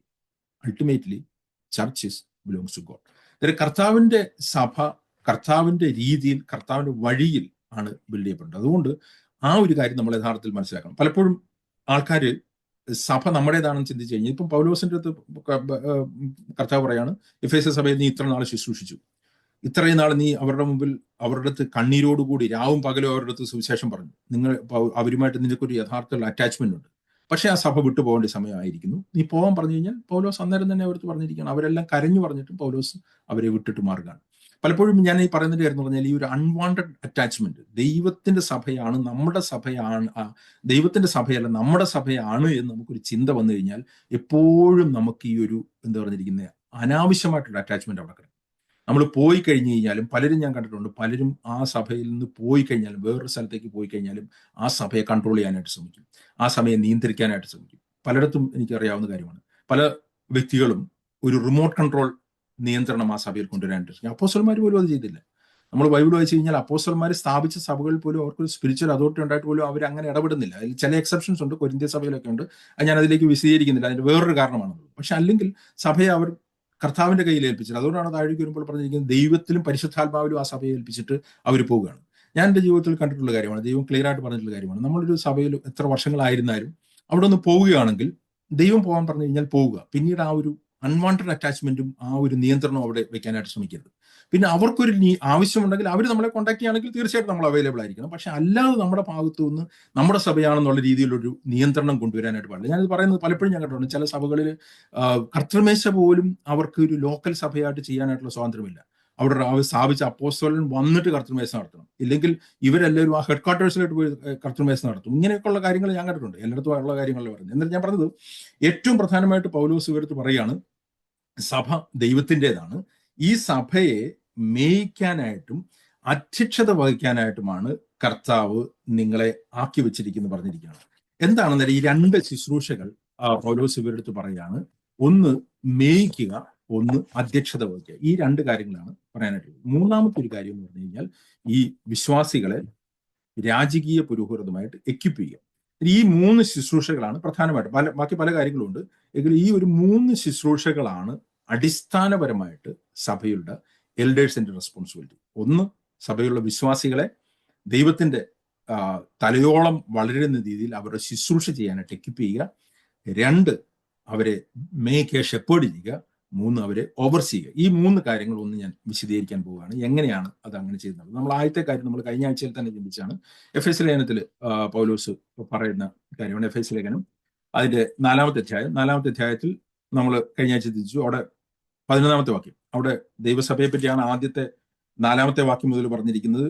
നിങ്ങളെ വിളിച്ചപ്പോൾ ഏക പ്രത്യാശയ്ക്കായി നിങ്ങളെ വിളിച്ചു. ശരീരം ഒന്ന്, ആത്മാവ് ഒന്ന്, കർത്താവ് ഒരുവൻ, വിശ്വാസം ഒന്ന്, സ്നാനം ഒന്ന്. ഇങ്ങനെ എല്ലാം ഒന്നാണ്. നിങ്ങൾ ഒന്നായി തന്നെ ഇരിക്കുമ്പോൾ ആ സഭയിൽ ദൈവം ചില അപ്പോയിന്റ്മെന്റുകൾ വയ്ക്കുന്നു. അവർ ചിലരെ 11-ാമത്തെ വാക്യത്തിൽ അവന് ചിലരെ അപ്പോസ്തലന്മാരെയും ചിലരെ പ്രവാചകന്മാരെയും ചിലരെ സുവിശേഷകന്മാരെയും ചിലരെ ഇടയന്മാരെയും ഉപദേഷ്ടാക്കന്മാരെയും നിയമിച്ചിരിക്കുന്നു. ഞാനിതാണ് പറഞ്ഞിരിക്കുന്നത്. ശരീരത്തിലെ എല്ലാ അവയവങ്ങളും ഒരേപോലെ തന്നെ ആയിരിക്കുമ്പോൾ തന്നെ അതിൽ ചില അപ്പോയിന്റ്മെന്റുകൾ ദൈവം കൊടുക്കുന്നു. ആ അപ്പോയിന്റ്മെന്റുകളുടെ എല്ലാ ഉദ്ദേശമാണ്, കോമൺ ആയിട്ടുള്ള ഉദ്ദേശമാണ്. ഇടയന്മാരുടെ മാത്രം റെസ്പോൺസിബിലിറ്റി അല്ല, എന്നാൽ അവിടെ ഇടയന്റെയും റെസ്പോൺസിബിലിറ്റി ഇതായതുകൊണ്ടാണ് ഞാൻ എടുത്ത് പറയുന്നത്. അന്നേരം ഈ അപ്പോയിന്റ്മെന്റുകളുടെ എല്ലാം ഉദ്ദേശം എന്ന് പറഞ്ഞിരിക്കുന്നത് വിശ്വാസികളെ, നമ്മുടെ മലയാളം ട്രാൻസ്ലേഷനിൽ അത് അത്ര ക്ലിയർ അല്ല, ഞാൻ കഴിഞ്ഞ ആഴ്ച പറഞ്ഞിരുന്നത് വേറെ ട്രാൻസ്ലേഷൻ വായിച്ചിരുന്നു. വിശ്വാസികളുടെ അവരുടെ ശുശ്രൂഷ ചെയ്യാനായിട്ട് അവരെ എക്വിപ്പ് ചെയ്യുക എന്നുള്ളതാണ് ആദ്യത്തെ ഒരു ശുശ്രൂഷ, ദൈവസഭയിലെ മൂപ്പന്റെ ശുശ്രൂഷ. അതായത് മൂപ്പന്റെ ശുശ്രൂഷ എന്ന് പറഞ്ഞു കഴിഞ്ഞാൽ വിശ്വാസികളുടെ എല്ലാം ശുശ്രൂഷ കവർന്നെടുത്തുകൊണ്ട് അവരുടെ നടുവിൽ നിന്നിട്ട് അവരെ ശുശ്രൂഷിക്കുക എന്നുള്ളതല്ല, അവരെ ശുശ്രൂഷിക്കാനായിട്ട് അവരെ എക്വിപ്പ് ചെയ്യുക എന്നുള്ളതാണ്. അന്നേരം ഓരോ മൂപ്പനും ദൈവസഭയിലെ വിശ്വാസികളെ എക്വിപ്പ് ചെയ്യണം. അവരുടെ ശുശ്രൂഷ എന്താണെന്ന് തിരിച്ചറിയാനായിട്ട് അവരെ സഹായിക്കണം. അവരെ യേശുക്രിസ്തു എന്ന തലയുമായിട്ട് കണക്ട് ചെയ്യണം. കണക്ട് ചെയ്തിട്ട് അവരെ കർത്താവിന്റെ ശുശ്രൂഷകൾ ഓരോന്നും ചെയ്യാനായിട്ട് ഓരോ അവയവങ്ങളെയും എക്വിപ്പ് ചെയ്യുക എന്നുള്ളത് ഒരു മൂപ്പന്റെ റെസ്പോൺസിബിലിറ്റിയാണ്, അല്ലെങ്കിൽ ഒരു ഇടയന്റെ റെസ്പോൺസിബിലിറ്റിയാണ്. അന്നേരം ഒരു ഇടയൻ ഒരു സഭയിലുള്ള വ്യക്തികളുടെ, ഒരു സഭയിലെ ഓരോ ശുശ്രൂഷകളുടെയും ഓരോ വ്യക്തികളുടെയും അവരുടെ കോളിംഗ് എന്താണെന്ന് മനസ്സിലാക്കി അവരെ അതിനായിട്ട് പ്രോത്സാഹിപ്പിക്കണം. കോളിംഗ് തീർച്ചയായിട്ടും ദൈവത്തിൽ നിന്നാണ് ലഭിക്കുന്നത്. എന്നാൽ അത് ഇടയൻ അത് മനസ്സിലാക്കാനായിട്ടും അവരെ അതിനു വേണ്ടിയിട്ട് എക്വിപ്പ് ചെയ്യാനായിട്ടും അവരെ ശുശ്രൂഷയ്ക്ക് വേണ്ടിയിട്ട് അവരെ പ്രാപ്തരാക്കാനായിട്ട്. അങ്ങനെ ദൈവസഭയിലുള്ള ശുശ്രൂഷകൾ അവർ ചെയ്യുമ്പോൾ അടുത്തതായിട്ടുള്ള ഇടയന്റെ ശുശ്രൂഷ എന്ന് പറഞ്ഞു കഴിഞ്ഞാൽ അതിനെ ഓവർസീ ചെയ്യുക എന്നുള്ളതാണ്. അതാണ് പൗലോസ് അവിടെ പറഞ്ഞിരിക്കുന്നത്. നിങ്ങളെ ഓവർസിയേഴ്സ് ആയിട്ട് വെച്ചിരിക്കുന്നു, അതാണ് അധ്യക്ഷരാക്കി വെച്ചിരിക്കുന്നു പറഞ്ഞിരിക്കുന്നതിന്റെ കാര്യം. അന്നേരം ഓവർസീയിങ് എന്നുള്ളത് ഇവരുടെ രണ്ടാമത്തെ റെസ്പോൺസിബിലിറ്റിയാണ്.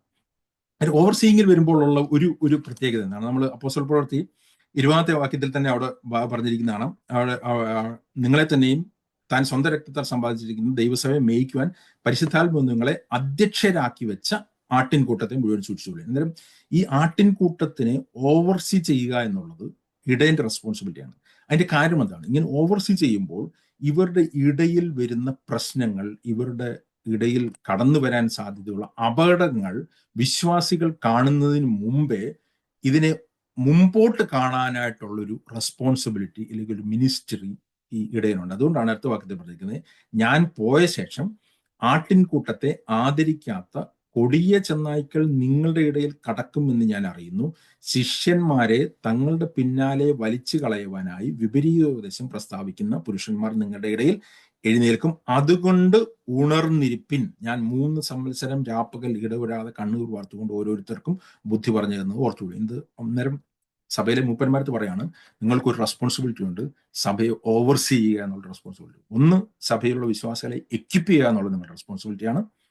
അവർ ഓരോ ശുശ്രൂഷകരെയും വളർത്തിയെടുക്കുക എന്നുള്ളത് നിങ്ങളുടെ ശുശ്രൂഷയാണ്. രണ്ട്, അതേപോലെ തന്നെ അവരുടെ ശുശ്രൂഷയെ ഓവർസീ ചെയ്യുക, അവർ ചെയ്യുന്ന കാര്യങ്ങൾ ശരിയാണോ എന്നുള്ളത് ഓവർസീ ചെയ്യുക. അതേപോലെ തന്നെ അവിടെ വരാൻ പോകുന്ന ഡേഞ്ചറുകളെ മുൻകൂട്ടി കാണുകയും അതിനെതിരെ പ്രതിരോധം തീർക്കുകയും ചെയ്യുക. അതുകൊണ്ടാണ് ദൈവസഭയിലെ മൂപ്പൻ ഉപദേശിപ്പാൻ സമർത്ഥനായിരിക്കണം, തെറ്റായിട്ടുള്ള ഉപദേശങ്ങളെ ഖണ്ഡിപ്പാനും സമർത്ഥനായിരിക്കണം. തിമോത്തിയോസിന്റെ അടുത്തും തീത്തോസിന്റെ അടുത്തും എഴുതുമ്പോൾ പറഞ്ഞിരിക്കുന്നത്. ഇതൊരു ദൈവസഭയിലെ മൂപ്പന്റെ ഏറ്റവും പ്രധാനപ്പെട്ട ഒരു റെസ്പോൺസിബിലിറ്റിയാണ് ഓവർസീ ചെയ്യുക, ദൈവസഭയിലുള്ള കാര്യങ്ങൾ ഓവർസീ ചെയ്യുക. വേറൊരു കാര്യം കൂടി ഞാൻ പറയാനായിട്ട് ആഗ്രഹിക്കുകയാണ്. ഈ ഓവർസീ ചെയ്യുക എന്നുള്ളതിന്റെ ഒരു ഓപ്പോസിറ്റ് ആയിട്ടൊരു കാര്യമാണ് മൈക്രോ മാനേജ്മെന്റ് എന്നുള്ള കാര്യം. ഓവർസീ എന്ന് പറഞ്ഞു കഴിഞ്ഞാൽ നമ്മൾ മുകളിൽ കൂടി എല്ലാ കാര്യങ്ങളെയും കാണുകയാണ്. നമ്മൾ അവർക്കുള്ള നിർദ്ദേശങ്ങൾ ഇല്ലെങ്കിൽ വരാൻ പോകുന്ന ഡേഞ്ചേഴ്സിനെ പറ്റി വാൺ ചെയ്യുകയാണ്, ഇല്ലെങ്കിൽ വ്യക്തിപരമായിട്ട് ഇവരെ പ്രബോധിപ്പിക്കുകയാണ്, എന്താണ് കാര്യങ്ങൾ നടക്കാൻ പോകുന്നത്, ഇല്ലെങ്കിൽ അപകടങ്ങൾ വരാൻ പോകുന്നുണ്ട് എന്നുള്ള കാര്യങ്ങൾ പറയാണ്. മൈക്രോ മാനേജ്മെന്റ് എന്ന് പറഞ്ഞു കഴിഞ്ഞാൽ ഇവരുടെ എല്ലാവരുടെയും ജീവിതത്തിലെ എല്ലാ കാര്യങ്ങളിലും ഇടപെട്ട് അവരെ കൺട്രോൾ ചെയ്യാൻ ശ്രമിക്കുക എന്നുള്ളതാണ്. എന്ന് പറയുന്നതിന്റെ കാര്യം ഇതൊക്കെ പലയിടത്തും കണ്ടിട്ടുള്ളതുകൊണ്ടാണ് പറയുന്നത്. എന്നിട്ട് ഇത് ദൈവസഭയിലെ മൂപ്പന്മാരുടെ റെസ്പോൺസിബിലിറ്റി. മൂപ്പന്മാർ അങ്ങനെ ചെയ്യരുത്. അത് ദൈവത്തിന്റെ റെസ്പോൺസിബിലിറ്റിയാണ്. യേശുക്രിസ്തു എന്ന തലയാണ് ഓരോ വ്യക്തികളുടെയും വ്യക്തിപരമായിട്ടുള്ള ഓരോ കാര്യങ്ങളും എന്ത് ചെയ്യണമെന്ന് തീരുമാനിക്കുന്നത്. അങ്ങനത്തെ കാര്യങ്ങളിലേക്ക് കടന്ന് അവരെ ആ രീതിയിൽ കൺട്രോൾ ചെയ്യാനായിട്ട് ദൈവസഭയിലെ മൂപ്പന്മാർ ശ്രമിക്കരുത്. അതൊരു കൾട്ട് സഭകളുടെ ലക്ഷണമാണ്. ഒരു വ്യക്തി ഒരു സഭയിലെ വിശ്വാസികൾ ആരെ കല്യാണം കഴിക്കണം, ഏത് സ്ഥലത്ത് പോകണം, ഏത് സ്ഥലത്ത് ജോലി ചെയ്യണം, ഇങ്ങനത്തെ വ്യക്തിപരമായിട്ടുള്ള കാര്യങ്ങളിലേക്ക് ഇടപെട്ടിട്ട് അവരെ നിയന്ത്രിക്കാനായിട്ട് ദൈവസഭയിലെ എൽഡേഴ്സ് ശ്രമിക്കരുത്. അന്നേരം മൈക്രോ മാനേജ്മെന്റ് അല്ല, ഓവർസീയിങ് ആണ് ദൈവത്തിന്റെ സഭയിലെ മൂപ്പന്മാരുടെ റെസ്പോൺസിബിലിറ്റി. ഞാനിത് പറയുന്ന കാര്യം പലപ്പോഴും ഞാനിത് എന്റെ കണ്ടിട്ടുള്ള കാര്യങ്ങൾ പറയാണ്. പലപ്പോഴും എല്ലായിടത്തും ആപ്ലിക്കബിൾ ആണോ നിർബന്ധമില്ല. ഒരു സഭയിലെ ഒരിക്കൽ ഒരു സഹോദരി എന്നെ വിളിച്ചിരുന്നു, വേറൊരു ദൂരെയുള്ള സഭയിലാണ്. അന്നേരം ആ സഹോദരി ഒരു കംപ്ലൈന്റ് എൻ്റെ അടുത്ത് പറഞ്ഞതെന്ന് വെച്ച് കഴിഞ്ഞാൽ, ഈ സഹോദരിയുടെ മകൾക്ക് ഒരു കല്യാണാലോചന വന്നു. കല്യാണാലോചന വന്നപ്പം ആ സഭയിലെ പാസ്റ്ററിന്റെ അടുത്ത് പ്രാർത്ഥിക്കാനായിട്ട് പറഞ്ഞു. പാസ്റ്റർ പ്രാർത്ഥിച്ചിട്ട് കല്യാണം ഓക്കെ ആണെന്ന് പറഞ്ഞു. അവർ മുമ്പോട്ട് പോയി കഴിഞ്ഞപ്പോൾ കുറച്ച് കഴിഞ്ഞപ്പോഴത്തേന് ഈ പാസ്റ്റർ എന്നെ വീണ്ടും പ്രാർത്ഥിച്ചിട്ട് പറഞ്ഞു, ഇല്ല അത് പാടില്ല, അത് ദൈവത്തിന്റെ ആലോചന അല്ല എന്ന് എനിക്ക് തോന്നുന്നു എന്ന് പറഞ്ഞു. അങ്ങനെ അവർ ആ കല്യാണം മാറ്റേണ്ടി വന്നു. അന്നേരം ഇവർക്കത് ഭയങ്കര ഡിസ്റ്റർബൻസ് ആയി. അന്നേരം ഇവർ എൻ്റെ അടുത്ത് വിളിച്ചിട്ട് പറഞ്ഞു, ഇങ്ങനെയാണ് സംഭവിച്ചിരിക്കുന്നത്, എന്താണ് ചെയ്യേണ്ടത് എന്നുള്ളത് ചോദിച്ചു. അന്നേരം ഞാൻ ഇവരുടെ ചോദിച്ചു, നിങ്ങളുടെ മകളുടെ കല്യാണത്തിന്റെ ആരെ കല്യാണം കഴിക്കണമെന്നുള്ളത് ദൈവത്തിന്റെ അടുത്ത് നിങ്ങൾ ഡയറക്റ്റല്ലേ ചോദിക്കേണ്ടത്. നിങ്ങൾ എന്തിനാണ് ആ പാസ്റ്ററുടെ അടുത്ത് ദൈവാലോചന ചോദിക്കാനായിട്ട് പോയത്? ദൈവത്തിന്റെ ആലോചന നിങ്ങളുടെ അടുത്ത് ദൈവമാണ് നിങ്ങളുടെ തലയെങ്കിൽ, കർത്താവാണ് നിങ്ങളുടെ തലയെങ്കിൽ, കർത്താവാണ് നിങ്ങളുടെ അടുത്ത് സംസാരിക്കേണ്ടത്. നിങ്ങൾക്കൊരു അഡ്വൈസ് വേണമെങ്കിൽ ചോദിക്കാം, അല്ലാതെ അതിന്റെ ഒരു ഡയറക്ഷൻ നിങ്ങൾക്ക് ആ പാസ്റ്ററുടെ അടുത്ത് ചോദിക്കേണ്ട കാര്യമില്ല. അന്നേരം പല സഭകളിലും പാസ്റ്റർമാർ അല്ലെങ്കിൽ മൂപ്പന്മാർ ഈ രീതിയിലുള്ള നിയന്ത്രണങ്ങൾ കൊണ്ടുവരാറുണ്ട്. ഓരോ വ്യക്തികളുടെയും പേഴ്സണൽ കാര്യങ്ങൾ ഇടപെട്ട് അവരെവിടെ ജോലി ചെയ്യണം, ഏത് സ്ഥലത്ത് പോകണം, ഏത് സ്ഥലത്ത് പോകരുത്, ആരെ കല്യാണം കഴിക്കണം, ആരെ കല്യാണം കഴിക്കരുത്, ഇങ്ങനെയുള്ള മൈന്യൂട്ടായിട്ടുള്ള കാര്യങ്ങളിലേക്ക് ഇടപെടുന്നത് ഒരു കൾട്ട് രീതിയാണ്. അങ്ങനെയുള്ള സഭകളുടെ കൾട്ട് രീതിയിലേക്ക് ഒരു കൾട്ട് സഭയായിട്ട് പോകാനുള്ള സാധ്യതയുണ്ട്. അതാണ് ഞാൻ പറഞ്ഞത്, ഓവർസീയിങ്ങും മൈക്രോ മാനേജ്മെന്റും വ്യത്യാസമാണ്. ഓരോ വ്യക്തികളുടെയും വ്യക്തിപരമായിട്ടുള്ള ഇങ്ങനത്തെ കാര്യങ്ങളിൽ ദൈവമാണ് അവരെ ഡയറക്റ്റ് ചെയ്യേണ്ടതെന്ന് മനസ്സിലാക്കി അവരെ യേശുക്രിസ്തു എന്ന തലയുമായിട്ട് കണക്ട് ചെയ്യുകയും അവരുടെ മൊത്തത്തിലുള്ള കാര്യങ്ങൾ ഓവർസീ ചെയ്യുക എന്നുള്ളതാണ് ദൈവസഭയിലെ മൂപ്പന്റെ റെസ്പോൺസിബിലിറ്റി. അന്നേരം ഒന്ന്, അവരെ വിശ്വാസികളെ എക്കിപ്പിക്കുക, രണ്ട്, അവരെ ഓവർസീ ചെയ്യുക, മൂന്നാമത്തെ ഇവിടെ പറഞ്ഞിരിക്കുന്നത് ഷെപ്പേർഡ് ചെയ്യുക. അവിടെ അപ്പോസ്തലൻ പൗലോസ് തന്നെ പറഞ്ഞിരിക്കുകയാണ്, ദൈവത്തിന്റെ സഭയെ മേയിക്കുവാൻ, ഷെപ്പേർഡ് ചെയ്യുവാനായിട്ട് ദൈവം നിങ്ങളെ ആക്കി വെച്ചിരിക്കുന്നു. ഈ ഷെപ്പേർഡിങ് എന്നുള്ളത് പത്രോസ് ദൈവസഭയിലെ മൂപ്പന്മാരുടെ അടുത്ത് പറയുമ്പോൾ വ്യക്തമായിട്ട് പഠിപ്പിക്കുന്ന ഒരു കാര്യമുണ്ട്. അതിൽ 1 പത്രോസ് അതിന്റെ അവസാനത്തെ അധ്യായത്തിലേക്ക് വരുമ്പോഴേക്കും പത്രോസ് ദൈവസഭയിലെ മൂപ്പന്മാർക്ക് കൊടുക്കുന്ന കൽപ്പനയാണ്. അതിന്റെ 5-ാമത്തെ അധ്യായത്തിന്റെ 1-ാമത്തെ വാക്യം അവിടെ പറയാണ്, നിങ്ങളുടെ മൂപ്പന്മാരിലെ 1 പത്രോസ് 5:1, നിങ്ങളുടെ മൂപ്പന്മാരിൽ ഒരു കൂട്ടുമൂപ്പനും കർത്താവിന്റെ കഷ്ടാനുഭവത്തിന് സാക്ഷിയും വെളിപ്പെടുവാനുള്ള തേജസ്സിന് കൂട്ടാളിയുമായ ഞാൻ പ്രബോധിപ്പിക്കുന്നു. അന്നേരം പത്രോസ് മൂപ്പന്മാരത്ത് പറയുന്നതാണ് വീണ്ടും ഇവിടെ പറഞ്ഞിരിക്കുന്നത്. അന്നേരം പത്രോസിനെ പറ്റി തന്നെ പറയുന്നത് ഞാൻ കൂട്ടുമൂപ്പനാണ്, അല്ലാതെ ഞാൻ ബിഷപ്പോ അല്ലെങ്കിൽ ഞാൻ ആർച്ച് ബിഷപ്പോ ഞാൻ നിങ്ങളുടെ മുകളിലുള്ള ഒരാളോ ആണെന്നല്ല പറയുന്നത്. ഞാൻ അപ്പോസ്തലനായിരിക്കുമ്പോൾ തന്നെ പത്രോസിന്റെ ലോക്കൽ സഭയിൽ ഒരു കൂട്ടുമൂപ്പനാണ്. എന്നിട്ട് പറയാണ്, നിങ്ങളുടെ വിചാരണയിലുള്ള ആട്ടിൻകൂട്ടത്തെ മേയിച്ചു കൊള്ളുക, shepherd the flock of God among U. ഇവിടെ പറഞ്ഞിരിക്കുകയാണ്, വീണ്ടും അവിടെ പറഞ്ഞിരിക്കുന്നത് ശ്രദ്ധിക്കണം, നിങ്ങളുടെ വിചാരണത്തിലുള്ള ദൈവത്തിന്റെ ആട്ടിൻകൂട്ടത്തെ മേയിച്ചു കൊള്ളുക. അന്നേരം ദൈവത്തിൻ്റെതാണ് ആട്ടിൻകൂട്ടം, നിങ്ങളുടേതല്ല. സഭ ദൈവത്തിൻ്റെതാണ്, നിങ്ങളുടേതല്ല എന്നുള്ളത് മനസ്സിലാക്കുക. എന്നാൽ അവരെ നിങ്ങൾ മേയിക്കുക, ഷെപ്പേർഡ് ചെയ്യുക എന്നാണ് പറഞ്ഞിരിക്കുന്നത്. എന്താണ് ഈ ഷെപ്പേർഡ് ചെയ്യുക എന്നുള്ളത്? ഷെപ്പേർഡ് ചെയ്യുക എന്നുള്ളതിന്റെ ഓപ്പോസിറ്റ് ഒരു കാര്യം പത്രോസ് അവിടെ തന്നെ പറയുന്നുണ്ട്. ഇടവകയുടെ മേൽ കർത്തൃത്വം നടത്തുന്നവരായിട്ടല്ല, ആട്ടിൻകൂട്ടത്തിന് മാതൃകയായി തീർന്നുകൊണ്ട് അധ്യക്ഷത ചെയ്യുക. അന്നേരം അധ്യക്ഷത ചെയ്യുക, ഷെപ്പേർഡ് ചെയ്യുക എന്നുള്ളതിന്റെ ഓപ്പോസിറ്റ് ആയിട്ടുള്ള കാര്യം ഞാൻ നേരത്തെ പറഞ്ഞു. ഓവർസീ ചെയ്യുക എന്നുള്ളതിന്റെ ഓപ്പോസിറ്റ് ആയിട്ട് മൈക്രോ മാനേജ്മെന്റ് ആണെങ്കിൽ, മേയിക്കുക എന്നുള്ളതിന്റെ ഓപ്പോസിറ്റ് എന്നുള്ളത് കർത്തൃത്വം നടത്തുക എന്നുള്ളതാണ്. ഇത് യേശുക്രിസ്തു തന്നെ ഞാൻ നേരത്തെ പറഞ്ഞ വാൺ ചെയ്ത ഒരു കാര്യമാണ്, കർത്തൃത്വം നടത്തരുത്. ഇതിന്റെ വ്യത്യാസം എന്താണെന്ന് ഞാൻ മുമ്പ് പറയാം. മത്തായിയുടെ സുവിശേഷം 20-ാമത്തെ അധ്യായത്തിന്റെ 5-ാമത്തെ വാക്യം. മത്തായിയുടെ സുവിശേഷം 20:5 യേശുക്രിസ്തു തങ്ങളുടെ തന്റെ ശിഷ്യന്മാരത്ത് പറയുകയാണ്, 20 അധ്യായത്തിന്റെ 25 വാക്യം. യേശു അവരെ അടുക്കൽ വിളിച്ചു, ജാതികളുടെ അധിപതിമാർ അവരിൽ കർത്തൃത്വം ചെയ്യുന്നുവെന്നും മഹത്തുക്കൾ അവരുടെ മേൽ അധികാരം ചെയ്യുന്നുവെന്നും നിങ്ങൾ അറിയുന്നു. നിങ്ങൾ അങ്ങനെയാകരുത്. നിങ്ങളിൽ മഹാൻ ആകുവാൻ ഇച്ഛിക്കുന്നവരല്ല നിങ്ങളുടെ ശുശ്രൂഷക്കാരനാകണം. നിങ്ങൾ ഒന്നാമൻ ആകുവാൻ ഇച്ഛിക്കുന്നവരല്ല നിങ്ങളുടെ ദാസനാകണം. മനുഷ്യപുത്രൻ ശുശ്രൂഷ ചെയ്യിക്കുവാനല്ല, ശുശ്രൂഷിക്കുവാനും അനേകർക്ക് വേണ്ടി തന്റെ ജീവനെ മറുവിലയായി കൊടുക്കുവാൻ വന്നതുപോലെ തന്നെ. ഇതേ കാര്യമാണ് നമ്മൾ മുകളിൽ പറഞ്ഞപ്പോഴും കർത്താവ് പറഞ്ഞത് നിങ്ങൾ വലിയവനാകുവാൻ ആഗ്രഹിക്കുന്നവൻ നിങ്ങളുടെ ശുശ്രൂഷക്കാരനാണ്. അന്നേരം ശുശ്രൂഷ ചെയ്യുന്ന ദൈവസഭയിലെ ശുശ്രൂഷ ചെയ്യുന്ന വ്യക്തികൾക്കുള്ള സ്പിരിച്വൽ അതോറിറ്റി എങ്ങനെയാണ് ലഭിക്കുക എന്നുള്ളതാണ് കർത്താവ് ഇവിടെയും പറഞ്ഞിരിക്കുന്നത്.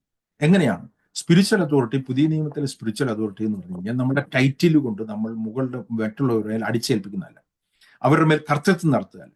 കർത്തൃത്വം നടത്തുക എന്ന് പറഞ്ഞു കഴിഞ്ഞാൽ ഒരു മിലിറ്ററി റൂൾ പോലെയാണ്. ഞാൻ ഇന്നയാളായതുകൊണ്ട് എനിക്ക് നിങ്ങൾ കീഴടങ്ങണം എന്ന് ഞാൻ മറ്റുള്ളവരുടെ ആവശ്യപ്പെടുന്നതാണ് കർത്തൃത്വം നടത്തുക എന്ന് പറഞ്ഞിരിക്കുന്നത്. ഞാൻ സഭയുടെ പാസ്റ്റർ ആയതുകൊണ്ട് എനിക്ക് നിങ്ങൾ കീഴടങ്ങി ഒക്കുകയുള്ളൂ എന്നുള്ള ഒരു നിർബന്ധത്തിലുള്ള ഒരു കർത്തൃത്വം. അതുകൊണ്ടാണ് പത്രോസ് പറഞ്ഞിരിക്കുന്നത് നിർബന്ധത്താലല്ല എന്ന് പറഞ്ഞിരിക്കുന്നത്. നമുക്ക് ഒരിക്കലും ഒരാളെ നിർബന്ധിച്ച് നമ്മളെ അനുസരിപ്പിക്കാനായിട്ട് സബ്മിറ്റ് ചെയ്യാനായിട്ട് പറയാനായിട്ട് കഴിയത്തില്ല. അതൊരു കർത്തൃത്വമാണ്. എന്നാൽ യഥാർത്ഥത്തിൽ സ്പിരിച്വൽ അതോറിറ്റി എങ്ങനെയാണ്? യേശുക്രിസ്തു പറഞ്ഞ പോലെ ഒരു വ്യക്തി തന്നെത്താൻ താഴ്ത്തുമ്പോൾ ദൈവം ആ വ്യക്തിക്ക് സ്പിരിച്വൽ അതോറിറ്റി കൊടുക്കുകയാണ്. ആ വ്യക്തിയുടെ സ്പിരിച്വൽ അതോറിറ്റി ദൈവസഭയിലുള്ള മറ്റുള്ളവർ റെക്കഗ്നൈസ് ചെയ്യുകയും അവർ തന്നെത്താൻ ആ സ്പിരിച്വൽ അതോറിറ്റിക്ക് ഏൽപ്പിച്ചു കൊടുക്കുകയും ചെയ്യണം. അതായത് ആ സ്പിരിച്വൽ അതോറിറ്റി മറ്റുള്ളവർ റെക്കഗ്നൈസ് ചെയ്യുമ്പോൾ അവർ തന്നെത്താൻ ആ സ്പിരിച്വൽ അതോറിറ്റി കീഴടങ്ങാൻ തയ്യാറായിരിക്കും. അതുകൊണ്ട് ദൈവസഭയിലുള്ള മൂപ്പന്മാർക്ക് ആ സ്പിരിച്വൽ അതോറിറ്റി ഉണ്ടാകണമെന്നാണ് ദൈവം ആഗ്രഹിക്കുന്നത്. അത് ദൈവത്തിന്റെ സന്നിധിയിൽ തന്നെത്താൻ താഴ്ത്തുമ്പോൾ മാത്രമാണ് ഉണ്ടാകുന്നത്. ഈ സ്പിരിച്വൽ അതോറിറ്റി യഥാർത്ഥത്തിൽ എവിടെയാണ് ഉണ്ടാകുന്നത്? ഈ സ്പിരിച്വൽ അതോറിറ്റി യഥാർത്ഥത്തിൽ ഒരു വ്യക്തിയുടെ ഭവനത്തിലാണ് ആദ്യം ഉണ്ടാകുന്നത്. അതുകൊണ്ടാണ് മൂപ്പന്മാരുടെ റെസ്പോൺസിബിലിറ്റി പറയുമ്പോൾ അവർ ഭവനത്തെ ഭരിക്കുന്നവർ അല്ലെങ്കിൽ ഭവനത്തെ നന്നായി പരിപാലിക്കുന്നവരായിരിക്കണം എന്നുള്ള കണ്ടീഷൻ പറഞ്ഞിരിക്കുന്നത്. ആ വാക്യത്തിലേക്ക് പെട്ടെന്ന് പോവാം. 1 തിമോഥെയോസ് അതിന്റെ 3-ാമത്തെ ഇവിടെ 1 തിമോഥെയോസിന്റെ ലേക്ക് വരുമ്പോൾ മൂപ്പന്മാരുടെ അടുത്തുള്ള സ്പെസിഫിക് ആയിട്ടുള്ള നിർദ്ദേശമാണ് കൊടുക്കുന്നത്. 1 തിമോഥെയോസ് അതിന്റെ 3-ാമത്തെ അധ്യായത്തിന്റെ 1-ാമത്തെ വാക്യം. ഒരുവൻ അധ്യക്ഷ സ്ഥാനം കാക്ഷിക്കുന്നുവെങ്കിൽ നല്ല വേല ആഗ്രഹിക്കുന്നു എന്നുള്ളത് വിശ്വാസയോഗ്യമാകുന്നു. എന്നാൽ അധ്യക്ഷൻ നിരപവാദ്യനായി ഏകഭാര്യയുടെ ഭർത്താവും നിർമ്മതനും ജിതേന്ദ്രനും സുശീലനും അതിഥിപ്രിയനും ഉപദേശിപ്പിക്കുവാൻ സമർത്ഥനും ആയിരിക്കണം എന്ന് പറഞ്ഞു. എനിക്ക് ഇതിന് ഡീറ്റെയിലേക്ക് പോകുന്നില്ല. ഇതൊക്കെ ഒരു അധ്യക്ഷന്റെ അഡീഷണൽ റെസ്പോൺസിബിലിറ്റിയാണ്. ഞാൻ നേരത്തെ പറഞ്ഞ മിനിസ്ട്രിയൽ ഫംഗ്ഷനും ഗിഫ്റ്റും കഴിഞ്ഞതിന് ശേഷം അവരുടെ ക്വാളിറ്റീസ് ആണ് ഇവിടെ പറഞ്ഞിരിക്കുന്നത്. ആ വ്യക്തി ഏകഭാര്യയുടെ ഭർത്താവായിരിക്കണം, നിർമ്മതനായിരിക്കണം, ജിതേന്ദ്രനായിരിക്കണം, സുശീലനായിരിക്കണം, അതിഥിപ്രിയനും ഉപദേശിപ്പാൻ സമർത്ഥനുമായിരിക്കണം. കാരണം ഉപദേശിപ്പാൻ സമർത്ഥനാണെങ്കിൽ മാത്രമേ ഈ വ്യക്തിക്ക് ചെന്നായ്ക്കളുടെ നടുവിൽ നിന്ന് ആടുകളെ രക്ഷിക്കാനായിട്ടും അവരെ ഫീഡ് ചെയ്യാനായിട്ടും കഴിയത്തുള്ളൂ. മേയിക്കുക എന്ന് പറയുമ്പോൾ പത്രോസിന്റെ അടുത്ത് പറയുന്നുണ്ട് എൻ്റെ ആടുകളെ മേയിക്കുക, അവരെ ഫീഡ് ചെയ്യുക എന്ന് പറയുന്നുണ്ട്. ദൈവവനത്തിൽ അവരെ ഫീഡ് ചെയ്യാൻ അവർക്ക് ആ വ്യക്തിക്ക് കഴിയണം. അടുത്ത് പറഞ്ഞിരിക്കുകയാണ് മദ്യപ്രിയനും തല്ലുകാരനുമാകരുത്, ശാന്തനും കലഹിക്കാത്തവനും ദ്രവ്യാഗ്രഹമില്ലാത്തവനും. അത് ഒരു കണ്ടിന്യൂസ് റെസ്പോൺസിബിലിറ്റി ആയിട്ട് പൗലോസും പത്രോസും പറയുന്നുണ്ട്. അപ്പോസ്തല പ്രവൃത്തിയിലും പത്രോസ് ഇവിടെ പറയുമ്പോഴും പറയുന്നുണ്ട്. എന്നിട്ട് പറയാണ് സ്വന്തം കുടുംബത്തെ നന്നായി ഭരിക്കുന്നവനും മക്കളെ പൂർണ്ണ ഗൗരവത്തോടെ അനുസരണത്തിൽ പാലിക്കുന്നവനുമായിരിക്കണം. സ്വന്തം കുടുംബത്തെ ഭരിക്കാൻ അറിയാത്തവൻ ദൈവസഭയെ എങ്ങനെ പരിപാലിക്കും? അന്നേരം ഞാൻ പറഞ്ഞതിന്റെ കാര്യം എന്ന് വെച്ച് കഴിഞ്ഞാൽ ദൈവസഭയിലെ സ്പിരിച്വൽ അതോറിറ്റി നമുക്ക് അടിച്ചേൽപ്പിക്കാൻ കഴിയുന്നതല്ല. ദൈവസഭയിലെ സ്പിരിച്വൽ അതോറിറ്റി മറ്റുള്ളവർ നമ്മളിലുള്ള സ്പിരിച്വൽ അതോറിറ്റി റെക്കഗ്നൈസ് ചെയ്ത് തന്നെത്താൻ നമുക്ക് സബ്മിറ്റ് ചെയ്ത് തരുന്നത്. അതെങ്ങനെയാണ് അവർ റെക്കഗ്നൈസ് ചെയ്യുന്നത്? ഒരു ഭവനത്തിലാണ് സ്പിരിച്വൽ അതോറിറ്റി ആദ്യമായിട്ടൊരു വ്യക്തിക്ക് റെക്കഗ്നൈസ് ചെയ്യാനായിട്ടും എക്സസൈസ് ചെയ്യാനായിട്ടും കഴിയും. അന്നേരം ഭവനത്തിൽ ഒരു വ്യക്തിയിൽ ദൈവം തലയായിരിക്കുന്ന ഒരു പുരുഷൻ ദൈവത്തിന് പരിപൂർണമായിട്ട് താഴ്ത്തുമ്പോൾ ആ വ്യക്തിയിൽ ദൈവത്തിന്റെ സ്പിരിച്വൽ അതോറിറ്റി വരികയും ആ ഭവനത്തിലുള്ളവർ അത് റെക്കഗ്നൈസ് ചെയ്യുകയും ആ മക്കളും ഭാര്യയും ആ സ്പിരിച്വൽ അതോറിറ്റിക്ക് കീഴടങ്ങുകയും ചെയ്യും.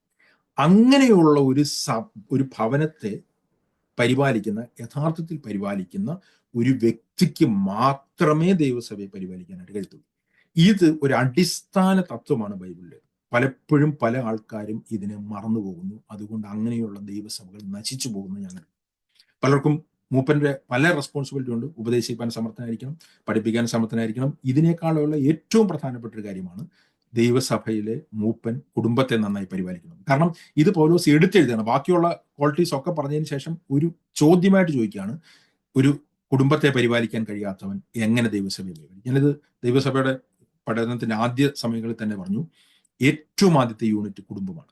കുടുംബത്തിൽ ഭാര്യയും ഭർത്താവും തമ്മിൽ ഒന്നായിത്തീരുകയും ആ സ്പിരിച്വൽ അതോറിറ്റി കുടുംബത്തിൽ എക്സസൈസ് ചെയ്യാൻ കഴിയുകയും ചെയ്യാത്ത ഒരു വ്യക്തിക്ക് ഒരു കാരണവശാലും ദൈവസഭയെ ഭരിക്കാനായിട്ടുള്ള യോഗ്യത ഇല്ല.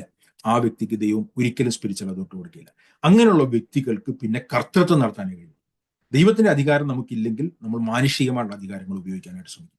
നമ്മൾ മാനുഷികമായിട്ടുള്ള കർത്തൃത്വം നടത്താനായിട്ട് ശ്രമിക്കും. അതൊരിക്കലും ദൈവത്തിന് ഹിതമല്ല. അന്നേരം പത്രോസ് വളരെ വ്യക്തമായിട്ട് മൂപ്പന്മാരടുത്ത് പറയുകയാണ്, നിങ്ങളുടെ സ്പിരിച്വൽ അതോറിറ്റി മറ്റുള്ളവർ റെക്കഗ്നൈസ് ചെയ്യുകയും നിങ്ങൾക്ക് കീഴടങ്ങുകയും ചെയ്യുമ്പോൾ മാത്രമാണ് നിങ്ങൾക്ക് ആ ഒരു സ്പിരിച്വൽ അതോറിറ്റി എക്സസ് ചെയ്യാനായിട്ട് കഴിയുന്നത്. ഇല്ലെങ്കിൽ നിങ്ങൾക്ക് സ്പിരിച്വൽ അതോറിറ്റി ഇല്ലെങ്കിൽ നിങ്ങൾ കർത്തൃത്വം നടത്തുവാനായി തീരും. അങ്ങനെ ആകരുത്. അത് ജാതികളുടെ സിസ്റ്റമാണ്, ഇല്ലെങ്കിൽ ലോകത്തിൽ നടക്കുന്ന കാര്യമാണെന്നാണ് പറഞ്ഞിരിക്കുന്നത്. എന്നിട്ട് പറയാണ്, ഇടവകമേൽ കർത്തൃത്വം നടത്തുന്നവരായിട്ടല്ല, ആട്ടിൻകൂട്ടത്തിന് മാതൃകകളായി തീർന്നുകൊണ്ട് അധ്യക്ഷത ചെയ്യും. എന്നിട്ട് അവരുടെ മുമ്പിൽ നിങ്ങളുടെ മാതൃകയായിരിക്കണം. നിങ്ങളുടെ കുടുംബജീവിതം ഒരു മാതൃകയായിരിക്കും. ഇതൊരു പെർഫെക്റ്റ് ആയിരിക്കണം എന്നുള്ള അർത്ഥത്തിലല്ല. പെർഫെക്റ്റ് ആയിട്ടുള്ള വ്യക്തികൾ ലോകത്ത് ആരുമില്ല. എങ്കിൽ പോലും അവിടെ ഒരു ദുർസാക്ഷി നിങ്ങളുടെ ജീവിതത്തിൽ ഉണ്ടാകാനായിട്ട് പാടില്ല. നിങ്ങളുടെ മക്കൾ നിങ്ങളെ അനുസരിക്കുന്നില്ല എന്ന് നിങ്ങൾ ഒരു ദുർസാക്ഷ്യം ഉണ്ടെങ്കിൽ നിങ്ങൾക്ക് ഒരിക്കലും സഭയിലുള്ള വിശ്വാസികളെ നിങ്ങൾക്ക് അനുസരിക്കാനായിട്ട് പറയാനായിട്ട് കഴിയത്തില്ല. അതാണ് അതുകൊണ്ടാണ് പറഞ്ഞിരിക്കുന്നത് അനുസരണമുള്ള മക്കളായിരിക്കണം എന്ന് പറഞ്ഞിരിക്കുന്നത്. തീത്തോസിന്റെ ലേഖനത്തിൽ ഇരിക്കുമ്പോൾ വിശ്വാസികളുള്ള മക്കളായിരിക്കണം എന്ന് പറഞ്ഞിരിക്കുന്നത്. ഇതെല്ലാം ഒരേ കാര്യമാണ് പറഞ്ഞത്. എന്നിട്ട് പറയാണ്, എന്നാൽ ഇടയശ്രേഷ്ഠൻ പ്രത്യക്ഷനാകുമ്പോൾ നിങ്ങൾ തേജസ്സിന്റെ വാടാത്ത കിരീടം പ്രാപിക്കും. എന്നിട്ട് ഇളയവരെടുത്ത് പറയുകയാണ്, ഇളയവരെ മൂപ്പന് കീഴടക്കും, എല്ലാവരും തമ്മിൽ കീഴടങ്ങി താഴ്മ ധരിച്ചുകൊള്ളിൻ. ദൈവം നിഗളികളോട് എതിർത്ത് നിൽക്കുന്നു, താഴ്മയുള്ളവർക്ക് കൃപ വരുന്നു. അതുകൊണ്ട് അവൻ തക്ക സമയത്ത് നിങ്ങളെ ഉയർത്താൻ ദൈവത്തിന്റെ ബലമുള്ള കീഴിൽ താഴ്ന്നു. അന്നേരം ദൈവത്തിന്റെ കൈക്കീഴിൽ ഒരു വ്യക്തി താഴിപ്പോൾ ദൈവം ആ വ്യക്തിയെ ഉയർത്തുകയും ആ വ്യക്തിക്ക് സ്പിരിച്വൽ അതോറിറ്റി കൊടുക്കുകയും ആ സ്പിരിച്വൽ അതോറിറ്റിയിൽ ദൈവം നമ്മളെ ദൈവസഭയുള്ള വിശ്വാസികളെ മേയിക്കാനായിട്ട്, ടെൻഡ് ചെയ്യാനായിട്ട്, ദൈവവുമായിട്ടുള്ള ബന്ധത്തിൽ നയിക്കാനായിട്ട് ആഗ്രഹിക്കും. ഇതാണ് പത്രോസ് ഇത് ലേഖനം എടുക്കുമ്പോൾ പത്രോസ് ഓർക്കുന്നുണ്ടായിരിക്കും. യോഹന്നാന്റെ സുവിശേഷം അവസാനത്തെ അധ്യായത്തിലേക്ക് വരുമ്പോഴേക്കും പത്രോസിന്റെ അടുത്ത് 3 പ്രാവശ്യം യേശുക്രിസ്തു പറയുന്നുണ്ട്, എൻ്റെ ആടുകളെ മേയ്ക്കുക, എൻ്റെ ആടുകളെ മേയ്ക്കുക. അതുകൊണ്ടാണ് പത്രോസ് അത് എടുത്തു പറഞ്ഞിരിക്കുന്നത്, ദൈവത്തിന്റെ ആടുകളെ മേയ്ക്കാനായിട്ട് നിങ്ങളെ അധ്യക്ഷരാക്കി വെച്ചിരിക്കും. എന്നാലും ഞാൻ വാക്കുകൾ ഞാൻ വളരെ ഡീറ്റെയിലേക്ക് പോയില്ല. ഞാൻ അതിന്റെ പ്രിൻസിപ്പിളുകൾ മാത്രമാണ് പറഞ്ഞത്. നേരം ദൈവസഭയിലെ മൂപ്പന്മാരുടെ റെസ്പോൺസിബിലിറ്റീസ്, യഥാർത്ഥത്തിൽ എല്ലാ ശുശ്രൂഷകളും ഒരു മഹാപുരോഹിതന്റെ കൂട്ട് മറ്റുള്ളവരുടെ ദൈവത്തിന്റെയും മനുഷ്യരുടെയും നടുവിൽ നിന്നുകൊണ്ട് ചെയ്യുക എന്നുള്ളതല്ല. ആ ദൈവസഭയിലെ മൂപ്പന്മാരെന്ന് പറഞ്ഞിരിക്കുന്നത് ദൈവത്തിന്റെ ശരീരത്തിലെ അവയവങ്ങളെ പോലെ തന്നെയുള്ളൊരു അവയവമാണ്. എല്ലാവരും സഹോദരന്മാരാണ്. ആ ടൈറ്റിൽ എടുത്തുകൊണ്ട് തന്നെത്താൻ ഉയർത്തുന്നവരല്ല. എല്ലാവരും സഹോദരന്മാരായിരിക്കുമ്പോൾ തന്നെ ദൈവം കൊടുക്കുന്ന സ്പിരിച്വൽ അതോറിറ്റിയാണിത്. ഈ സ്പിരിച്വൽ അതോറിറ്റിയുടെ അടിസ്ഥാനത്തിൽ അവർ ചെയ്യേണ്ട 3 ഏറ്റവും പ്രധാനപ്പെട്ട റെസ്പോൺസിബിലിറ്റി, ബാക്കിയുള്ള കാര്യങ്ങൾ അനേകമുണ്ട്, അതിലേക്ക് ഞാൻ പോകുന്നില്ല. അതൊന്ന്, ദൈവസഭയിലെ വിശ്വാസികളെ എക്വിപ്പ് ചെയ്ത് ദൈവസഭയെ ഒരു ശരീരമായിട്ട് ബിൽഡ് ചെയ്യാനായിട്ട് ഓരോ വ്യക്തികളെയും അതിനായിട്ട് പ്രോത്സാഹിപ്പിക്കുക, അതിനായിട്ട് എക്വിപ്പ് ചെയ്യുക. രണ്ടാമത്തേത്, അങ്ങനെയുള്ളവർ ഓവർസീ ചെയ്യുക, വരാൻ പോകുന്ന ഡേഞ്ചേഴ്സ് കാണുക, മുൻകൂട്ടി ദൈവസഭയിലെ ഓരോ വ്യക്തികളെയും യഥാർത്ഥത്തിൽ അവർക്ക് വരാൻ പോകുന്ന ഒരു അപകടം, ഇല്ലെങ്കിൽ ദൈവസഭയിൽ വരാൻ പോകുന്ന അപകടം മുൻകൂട്ടി കാണാനായിട്ട്, ചെന്നായ്ക്കൾ കടന്നു വരുന്നത് കാണാനായിട്ട്, അവരെ തടയാനായിട്ട്, ഗാർഡ് ചെയ്യാനായിട്ട്, അവരെ ഓവർസീ ചെയ്യാനായിട്ട് അവരുടെ മൂപ്പന്മാര് ആ രീതിയിൽ എക്വിപ്ഡ് ആവുക. അതേപോലെ തന്നെ ദൈവസഭയിലെ ഓരോ വിശ്വാസികളെയും മേയ്ക്കുവാനായിട്ട്, കർത്തൃത്വം നടത്തുവാനായിട്ടല്ല, അവരെ മേയ്ക്കുവാനായിട്ട്, മൈക്രോ മാനേജ് ചെയ്യുന്നവരായിട്ടല്ല, അവരെ ഓവർസീ ചെയ്യാനായിട്ട്, അവരെ എക്വിപ്പ് ചെയ്യാനായിട്ട് ദൈവം ശുശ്രൂഷന്മാരെ കുറിച്ച് ആഗ്രഹിക്കുന്നു. ഇതാണ് പുതിയ നിയമ ദൈവസഭയിലെ എൽഡർഷിപ്പ്, ഇല്ലെങ്കിൽ നേതൃത്വം എന്ന് പറഞ്ഞിരിക്കുന്നത്. അതിന്റെ എല്ലാ കാര്യങ്ങളിലേക്കും പോയില്ല. എല്ലാ കാര്യങ്ങളിലേക്കും പോകാനായിട്ടാണെങ്കിൽ വളരെ വിശദമായിട്ട് പറയാനായിട്ടുണ്ട്. അതുകൊണ്ട് ഞാൻ വളരെ അതിന്റെ ഒരു ഓവറായിട്ടുള്ള കാര്യങ്ങൾ പറഞ്ഞത്. എന്തെങ്കിലും സംശയം നിങ്ങൾക്കുണ്ടെങ്കിൽ ചോദിക്കാൻ ഞാനത് ആൻസർ ചെയ്യാനായിട്ട് ശ്രമിക്കും.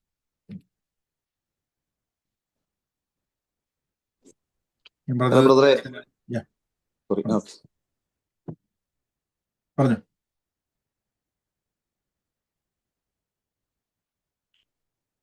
അത് ചോദിച്ചോളൂ, സംശയം ഉണ്ടെങ്കിൽ ചോദിച്ചു. അല്ല ബ്രദർ, ഒരു കാര്യം ചോദിക്കാനായിരുന്നു.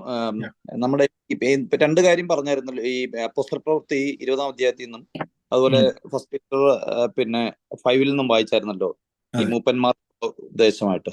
ഒന്ന് പീറ്ററും പറയുന്നുണ്ട്, മറ്റേ പൗലോസ് അപ്പോസ്തല പ്രവൃത്തി പറയുന്നുണ്ട്. അത് എഫെസോസ് സഭയ്ക്കുള്ളത്. മറ്റേ ഇവിടെ ഉള്ളത് ഫസ്റ്റ് പീറ്ററിലുള്ളത് പീറ്റർ പോയിക്കൊണ്ടിരുന്ന ആ ലോക്കൽ സഭയിലുള്ളത് അല്ലേ? അതെ. അപ്പൊ അവിടെ പിന്നെ അപ്പൊ ഇത് ഒരു സഭയിലുള്ള മൂപ്പന്മാർക്ക് കൊടുക്കുന്നതാണ്. പക്ഷെ പിന്നെ ഈ നേരത്തെ പറഞ്ഞതുപോലെ ഈ ഒരു ഹൈറാർക്കൽ സിസ്റ്റം എന്ന് പറഞ്ഞാൽ ഈ പിന്നെ സെൻട്രലൈസ്ഡ് ആയിട്ടുള്ള ഒരു സിസ്റ്റം അന്ന് ഉണ്ടായിരുന്നോ ഇല്ലയോ എന്നുള്ളതാണ് അറിയേണ്ടത്. കാരണം ചോദിക്കാനായിട്ട് കാര്യം എന്ന് പറഞ്ഞാൽ ഈ കൊളോഷ്യൻസില് പിന്നെ 4-ാം അധ്യായത്തിന്റെ 16-ാമത്തെ വാക്യം വായിക്കുന്നത്, നിങ്ങൾ ഈ എഴുത്ത് വായിച്ചു കഴിഞ്ഞ് ഇത് ലൂയോദിക്കയിലെ സഭയിലും വായിപ്പിക്കണം, ലൂയോദിക്കയിൽ നിന്നുള്ള എഴുത്ത് നിങ്ങളും വായിക്കണം.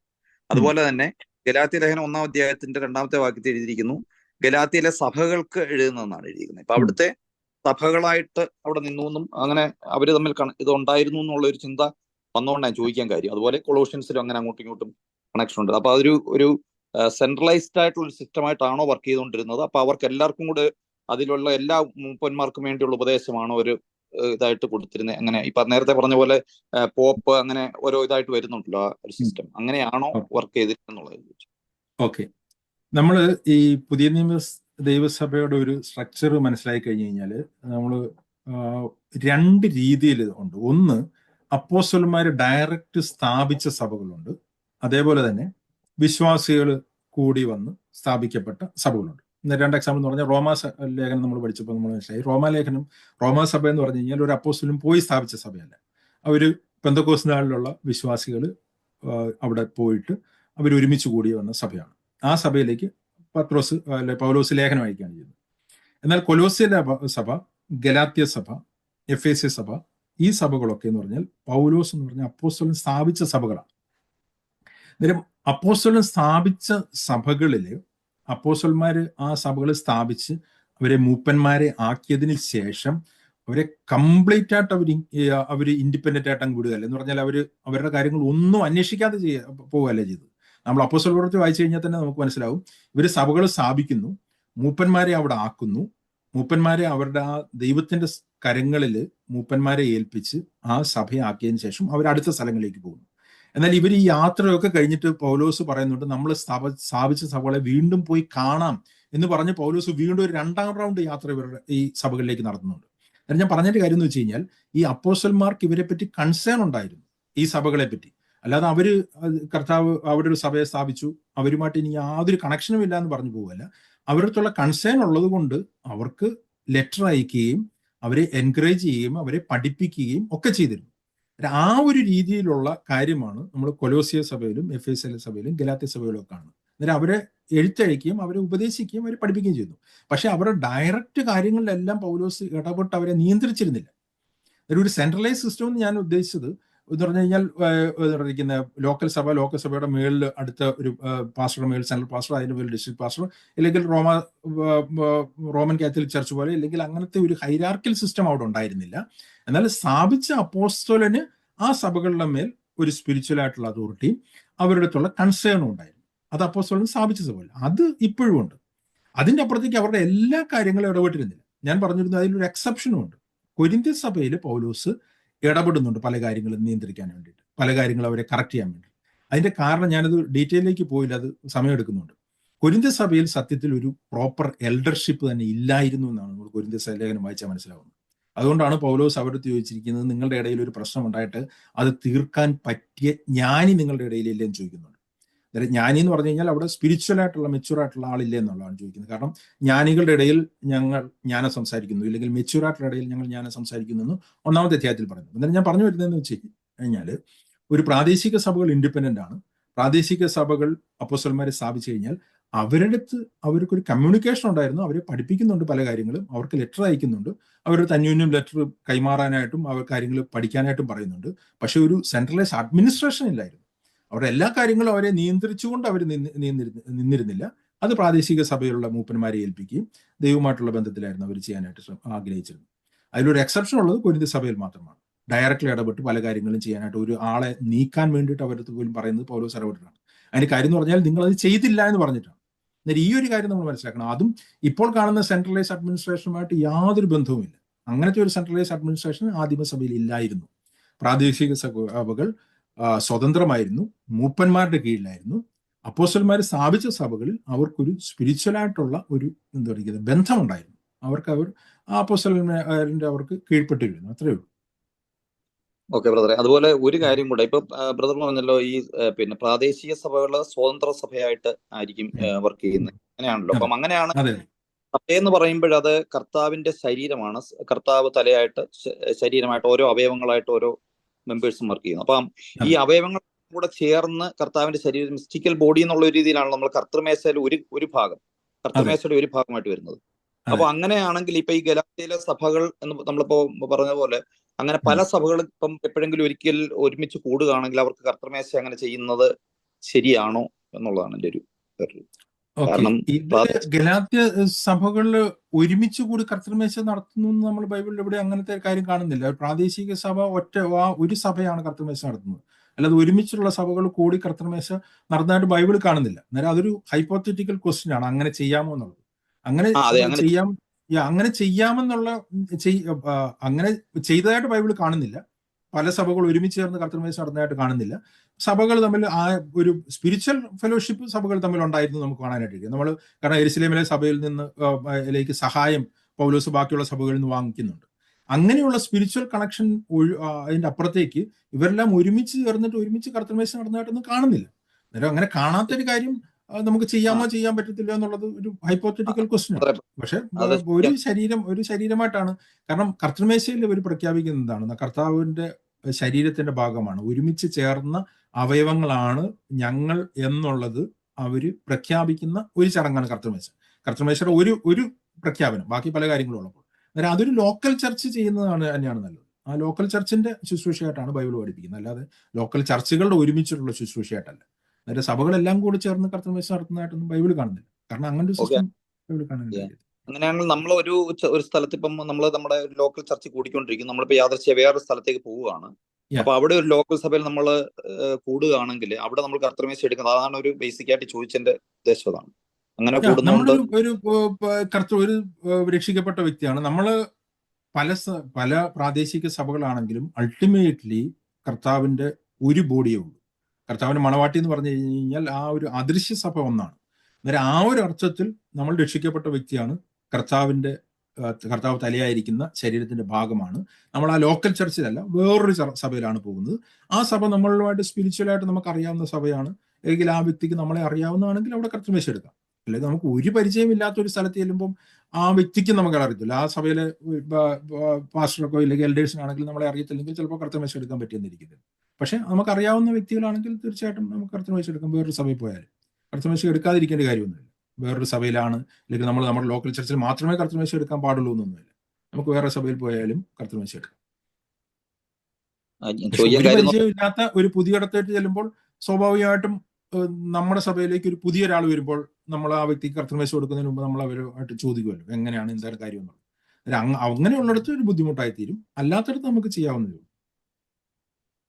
ചോദിക്കാൻ കാര്യം എന്ന് പറഞ്ഞാൽ ഈ പിന്നെ പ്രാദേശിക സഭകൾ എന്ന് പറയുന്നത്, നമ്മൾ കൂടി വരുന്ന പ്രാദേശിക സഭകൾ എന്ന് പറയുന്നത് നമ്മൾ മനസ്സിലാക്കുന്നിടത്തോളം നമ്മളത് കർത്താവിന്റെ ശരീരമായിട്ടാണ്, നമ്മൾ അങ്ങനെയാണ് നമ്മൾ കർത്തൃമേശയുടെ ഒരു ഭാഗമായിട്ട് പറയുന്നത്. പിന്നെ നമ്മൾ ഈ യൂണിവേഴ്സൽ ചർച്ച് എന്ന് പറയുന്ന കാര്യം അത് ശരിക്കും നമുക്കറിയാവുന്ന കാര്യമല്ല, ദൈവത്തിന്റെ ഭാഗത്തുനിന്ന് നോക്കുമ്പോൾ ഉള്ള ഇതല്ലേ അത് നമുക്ക്. അപ്പൊ അങ്ങനെയാണെങ്കിൽ ഓക്കെ, അപ്പൊ വേറൊരു സഭയിൽ പോകുന്ന നമുക്ക് അറിയാവുന്ന സഭയിൽ പോകുന്നെങ്കിൽ മാത്രമേ നമുക്ക് അങ്ങനെ ഇത് ചെയ്യാൻ കർത്തൃമേശയിൽ പങ്കെടുക്കാൻ പാടുള്ളൂ എന്നുള്ളതാണ് പറയുന്നത് അല്ലേ? അതാണ് അഭികാമ്യമായിട്ടുള്ള കാര്യം. നമുക്ക് അറിയാവുന്ന ഒരു സഭയിൽ പോകുമ്പോഴാണ് നമുക്ക് കർത്തൃമേശ എടുക്കാനായിട്ട് നമുക്ക് അതിന്റെ പ്രിൻസിപ്പിൾ അപ്ലൈ ചെയ്യാവുന്നത്.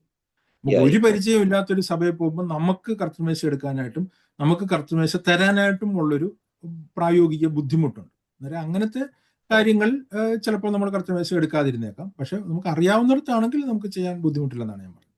നമുക്ക് ഒരു പരിചയം ഇല്ലാത്തിടത്താണെങ്കിൽ നമുക്കൊരു യൂണിവേഴ്സൽ ചർച്ചിന്റെ ഭാഗമാണ് എന്നുള്ള രീതിയിൽ തിയററ്റിക്കലി പ്രശ്നമില്ലായിരിക്കും. പക്ഷെ തരുന്ന വ്യക്തിക്ക് നമ്മളെ അറിയില്ലല്ലോ, നമ്മളെ യാതൊരു പരിചയമില്ല. അതിന്റെ കർത്തൃമേശ ശരിക്കും ഒരു ലോക്കൽ ചർച്ചിന്റെ ശുശ്രൂഷ തന്നെയാണ്. എന്നിട്ട് ലോക്കൽ ചർച്ചുമായിട്ട് നമുക്ക് ബന്ധമുള്ള സഭകളിലാണ് നമുക്ക് കർത്തൃമേശ എടുക്കുന്നതാണ് ശരിയായിട്ടുള്ള രീതി. Okay, thank U.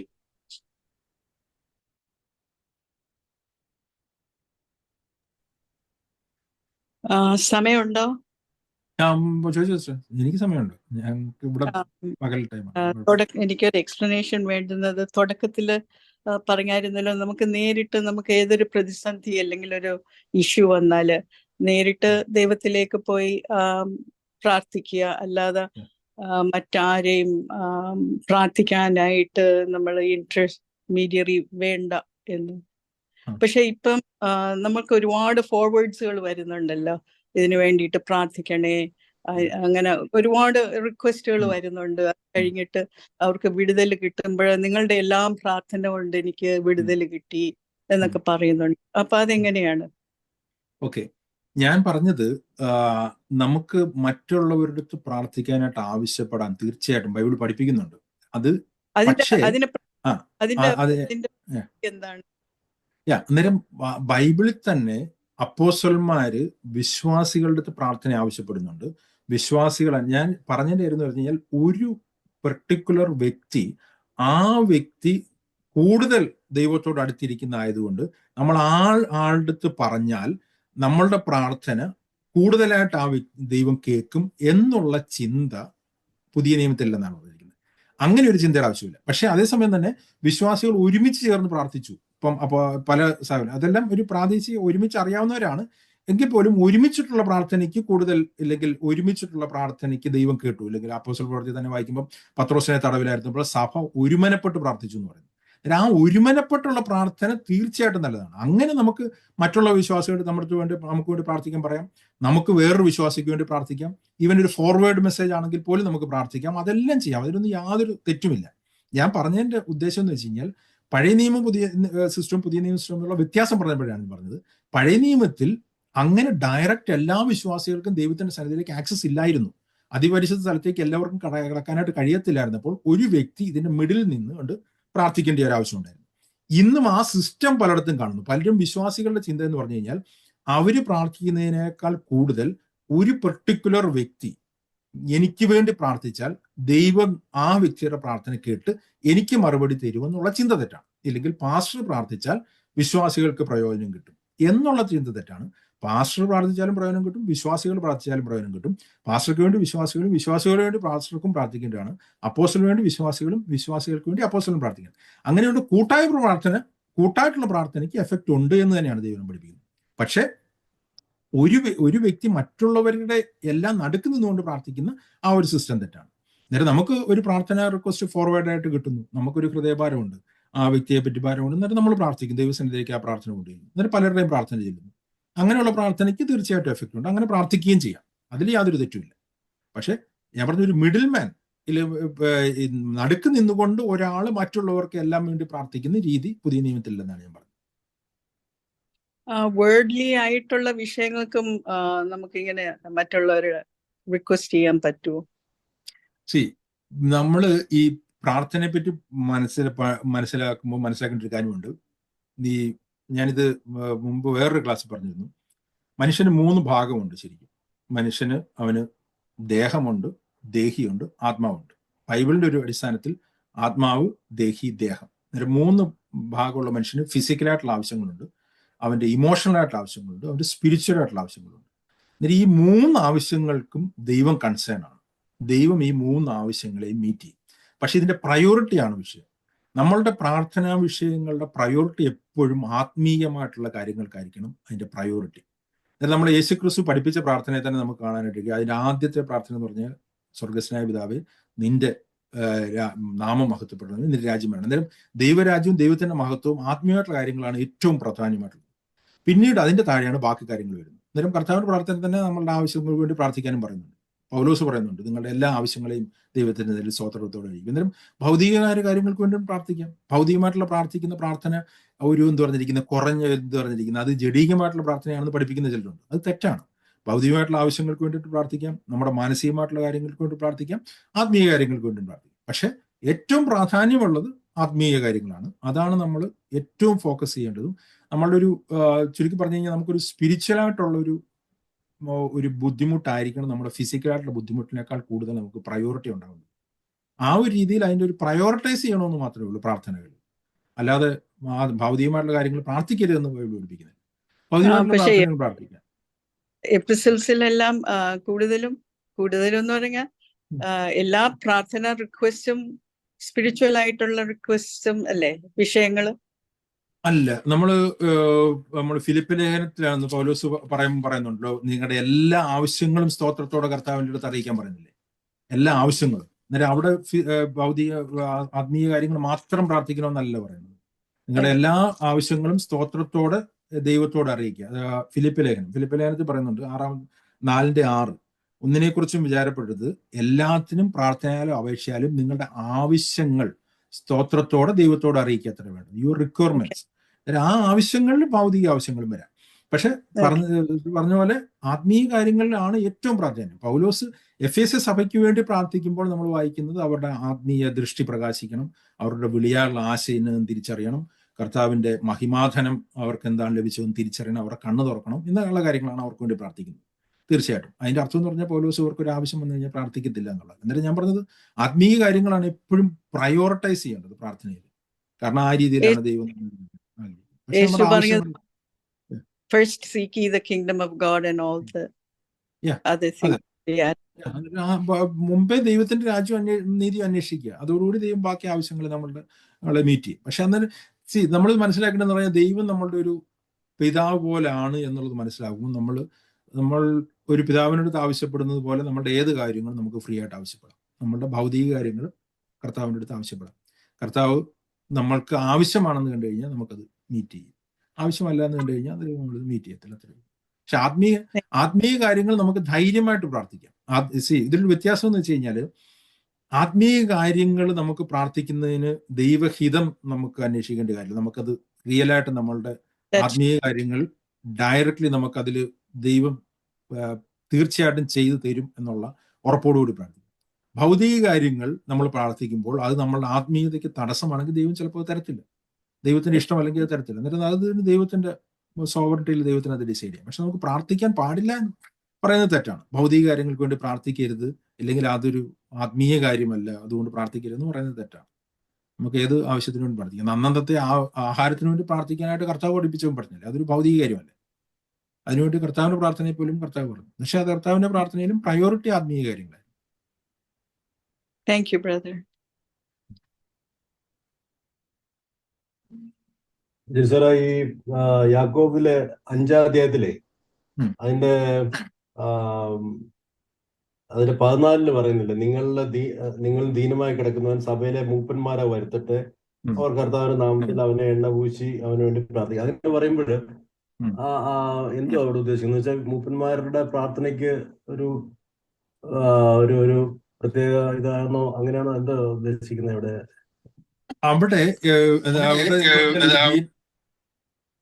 Hello, sound bounce കേൾക്കാം? കേൾക്കുന്നുണ്ട്. ഓക്കെ. അന്നേരം അവിടെ പറഞ്ഞിരിക്കുന്നു പറഞ്ഞു കഴിഞ്ഞാൽ ഒരു കഷ്ടം അനുഭവിച്ച് ഒരു വ്യക്തി കിടപ്പിലാവുകയാണ്, അല്ലെങ്കിൽ എന്താ പറഞ്ഞിരിക്കുന്നത്, ആ വ്യക്തി രോഗിയായിട്ട് കിടക്കുകയാണ്. രോഗിയായിട്ട് കിടക്കുമ്പോൾ ആ മൂപ്പന്മാരെ വരുത്തട്ടെ, സഭയിലെ മൂപ്പന്മാരെ വരുത്തിയിട്ട് അങ്ങനെ കിടക്കുന്ന ഒരു രോഗിയെടുത്ത്, അല്ലെങ്കിൽ ആ വ്യക്തിക്ക് സഭയിൽ പോകാൻ കഴിയാത്ത ഒരു വ്യക്തിയെ പറ്റിയാണ് പറഞ്ഞിരിക്കുന്നത്. ആ വ്യക്തി വന്ന് പ്രാർത്ഥിക്കട്ടെ. അതിന്റെ ആ ഒരു കോണ്ടക്സ്റ്റ് നമ്മൾ വായിച്ചു കഴിഞ്ഞാൽ മനസ്സിലാവുന്നത്, താഴേക്ക് വരുമ്പോൾ പറയുന്നുണ്ട്, എന്നാൽ നിങ്ങൾക്ക് രോഗശാന്തി വരുത്തേണ്ടതിന് തമ്മിൽ പാപങ്ങളെ ഏറ്റുപറഞ്ഞുകൊണ്ട് ഒരുവന് വേണ്ടി ഒരുവൻ പ്രാർത്ഥിക്കൂ എന്ന് പറയുന്നുണ്ട്. അന്നേരം അവിടുത്തെ ഒരു പ്രശ്നം എന്ന് പറഞ്ഞു കഴിഞ്ഞാൽ എന്ത് പറഞ്ഞിരിക്കുന്നത്, ഈ ഒരു കോണ്ടക്സ്റ്റ് വായിച്ചു കഴിഞ്ഞു കഴിഞ്ഞാൽ ആ വ്യക്തിയുടെ സെറ്റിൽ ചെയ്യപ്പെടാത്ത ചില കാര്യങ്ങൾ ആ വ്യക്തിക്ക് ഉണ്ടെങ്കിൽ ആ വ്യക്തി ആ പാപങ്ങളെ ഏറ്റുപറഞ്ഞ് പ്രാർത്ഥിച്ച് ആ വ്യക്തിക്ക് സൗഖ്യം ലഭിക്കുന്നതിനെ പറ്റി പറയുന്ന ഒരു കാര്യത്തിലാണ്. അന്നേരം അവിടെയാണ് ഈ മൂപ്പന്മാരെ വരുത്തുകയും മൂപ്പന്മാരെ ആ വ്യക്തിക്ക് വേണ്ടി പ്രാർത്ഥിക്കാനായിട്ടും പറയുന്നത്. അന്നേരം അവിടെ എന്ന് പറഞ്ഞു കഴിഞ്ഞാൽ അവിടെ ഒരു രോഗശാന്തി വരേണ്ടതിന് പാപങ്ങളെ ഏറ്റുപറഞ്ഞുകൊണ്ട് ഒരുവന് വേണ്ടി വരുമെന്ന് പ്രാർത്ഥിപ്പിൻ, നീതിമാന്റെ ശ്രദ്ധയോട് പ്രാർത്ഥന വളരെ ഫലിക്കുന്നു. ഏലിയാവ് നമുക്ക് സമസ്വഭാവൻ വിഷയമായിരുന്നു. അവൻ പ്രാർത്ഥിച്ചപ്പോൾ എന്ന് പറഞ്ഞാലും ഏതൊരു വ്യക്തിയുടെയും പ്രാർത്ഥന ദൈവം കേൾക്കുമെങ്കിലും ഈ ഒരു പെർട്ടിക്കുലർ കോണ്ടക്സ്റ്റിൽ ഒരു രോഗവുമായിട്ടുള്ള ബന്ധപ്പെട്ട് ഒരു വ്യക്തി കിടക്കുമ്പോൾ അവിടെ മൂപ്പന്മാരെ വിളിച്ചുകൊണ്ട് വരികയും മൂപ്പന്മാർ ആ വ്യക്തി കൊണ്ട് പ്രാർത്ഥിക്കുകയും ആ വ്യക്തി തെറ്റ് ചെയ്തിട്ടുണ്ടെങ്കിൽ ആ വ്യക്തി ആ തെറ്റ് കൺഫസ് ചെയ്യുകയും ചെയ്യുക എന്നുള്ള കോണ്ടക്സ്റ്റിലാണ് ഇത് പറയുന്നത്. അല്ലാതെ ഒരു ജനറലി എന്ന് പറഞ്ഞിരിക്കുന്ന അസുഖം വരുമ്പോൾ എല്ലാ അസുഖങ്ങൾക്കും മൂപ്പൻ പ്രാർത്ഥിക്കണം എന്നുള്ള അർത്ഥത്തിലല്ല. ഈ രോഗിയായിട്ട് ഒരാൾ വ്യക്തി കിടക്കുകയാണ്, ആ വ്യക്തിക്ക് സെറ്റിൽ ചെയ്യേണ്ട ചില കാര്യങ്ങൾ അവിടെ ഉണ്ട് എന്നുള്ള ആ ഒരു കോണ്ടക്സ്റ്റിൽ മനസ്സിലാവുന്നു. അങ്ങനെ വരുമ്പോൾ മൂപ്പന്മാർ വരികയും ആ വ്യക്തിക്ക് വേണ്ടി പ്രാർത്ഥിക്കുകയും ആ വ്യക്തിയുടെ തെറ്റ് ചെയ്തിരിക്കുന്നുണ്ടെങ്കിൽ അത് ഏറ്റുപറയുകയും അത് സൗഖ്യമാക്കുകയും ചെയ്യുക എന്നുള്ള കോണ്ടക്സ്റ്റിലാണ് ഇത് പറയുന്നത്. അവരോട് എണ്ണ പൂശുക എന്ന് പറഞ്ഞാൽ ജസ്റ്റ് മരുന്ന് പൂശുക എന്നുള്ള എണ്ണ പൂശുക എന്ന് പറയുന്ന ഒരു മെഡിസിൻ എന്നുള്ള അർത്ഥത്തിലാണ്. കാരണം നമ്മൾ പുതിയ നിയമം വായിച്ചു കഴിഞ്ഞാൽ എണ്ണ എപ്പോഴും ഒരു മെഡിസിനായിട്ടാണ് കാണിക്കുന്നത്. ഒരു ശമരിയക്കാരൻ രക്ഷിക്കുന്നുണ്ടല്ലോ ആ വീണ് കിടക്കുന്നതിന്. അന്നേരം അവിടെയും അതെ ഇരിക്കുന്ന എണ്ണ പൂശി എന്നാണ് കാണിക്കുന്നത്. അന്നേരം ഒരു രോഗസൗഖ്യത്തിന് അന്ന് ഉണ്ടായിരുന്ന ഒരു മെഡിസിൻ ആയിരുന്നു എണ്ണ പൂശൽ. അന്നേരം എണ്ണ പൂശൽ എന്ന് പറഞ്ഞു കഴിഞ്ഞാൽ ഒരു മെഡിക്കൽ ട്രീറ്റ്മെന്റ് പോലെയാണ് അവിടെ കാണുന്നത്, അല്ലാതെ ഒരു ജസ്റ്റ് ഒരു ചടങ്ങ് പോലല്ല. Okay sir, thank you.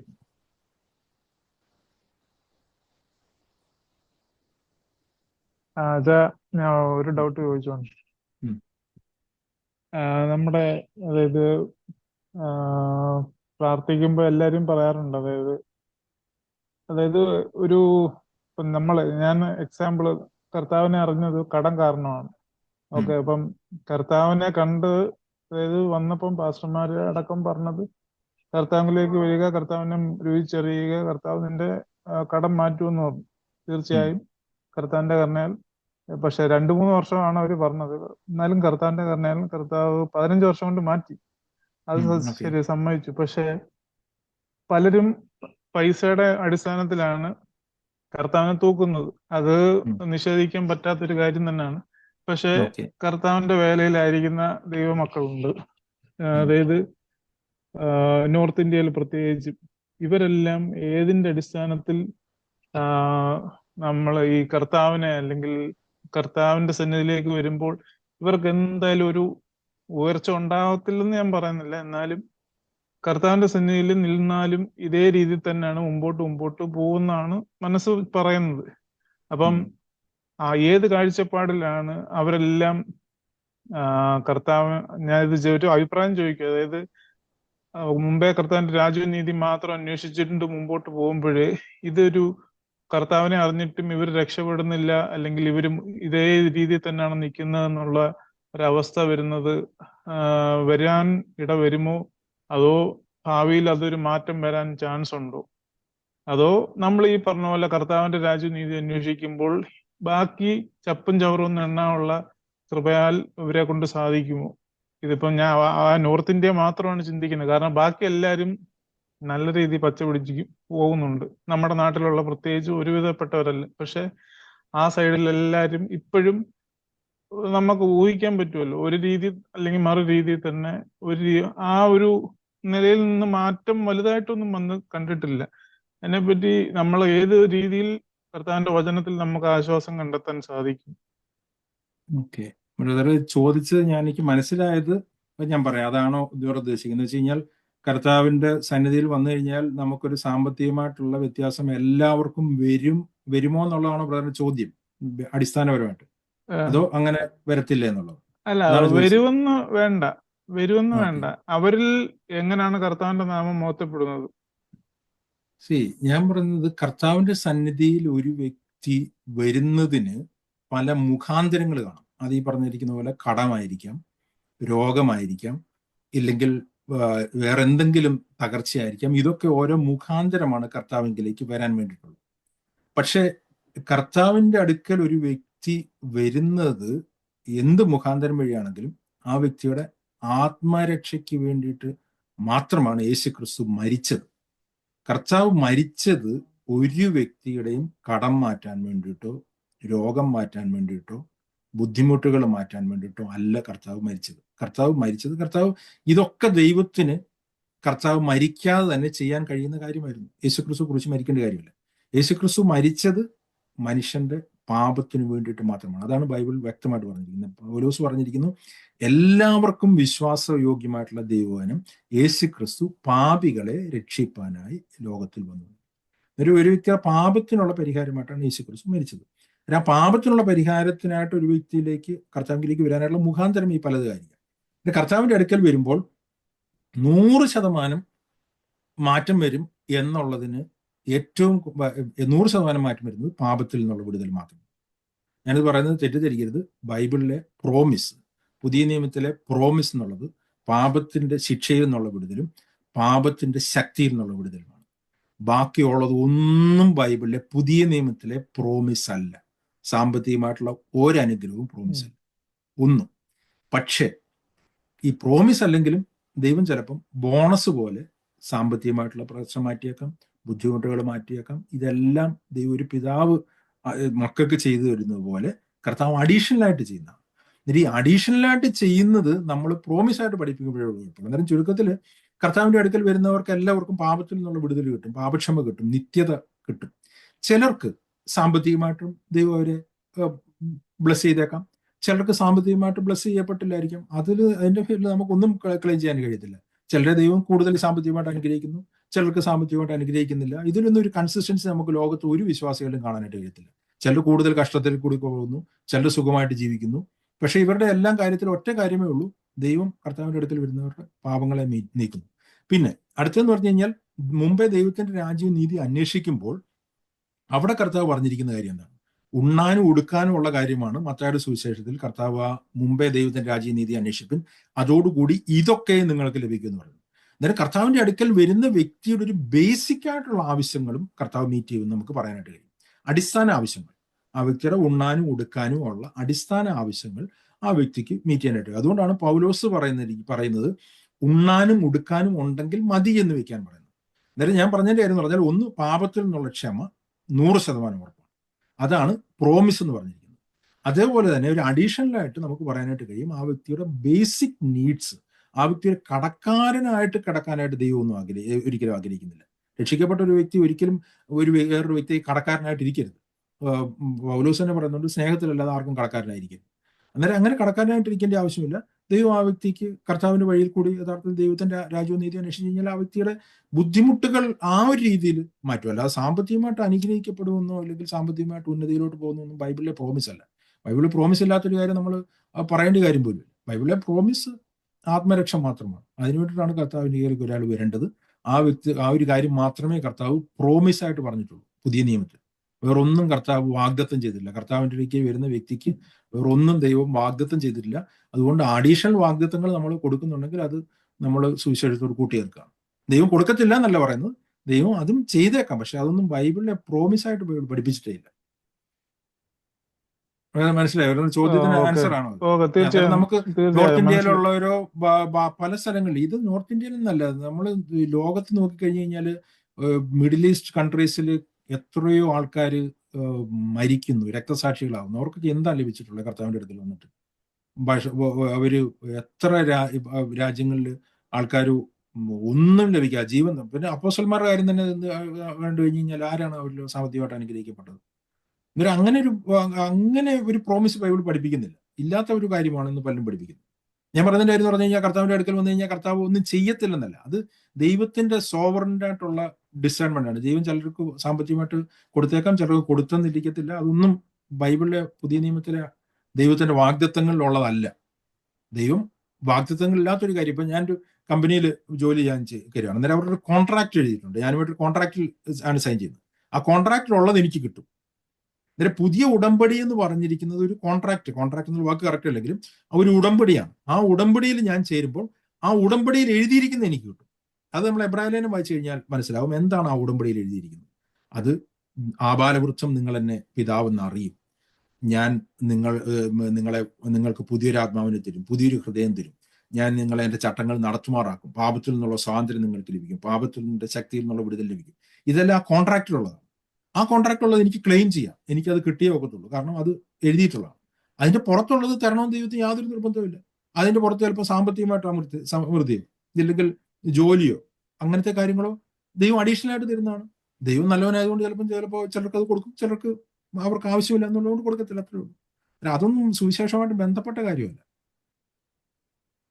മനസ്സിലായി? അന്നേരം നിത്യജീവനും ആത്മരക്ഷയും ആത്മീയമായിട്ടുള്ള അനുഗ്രഹങ്ങളും മാത്രമാണ് പുതിയ ഉടമ്പടിയുടെ കീഴിലുള്ള ദൈവത്തിന്റെ വാഗ്ദത്തം.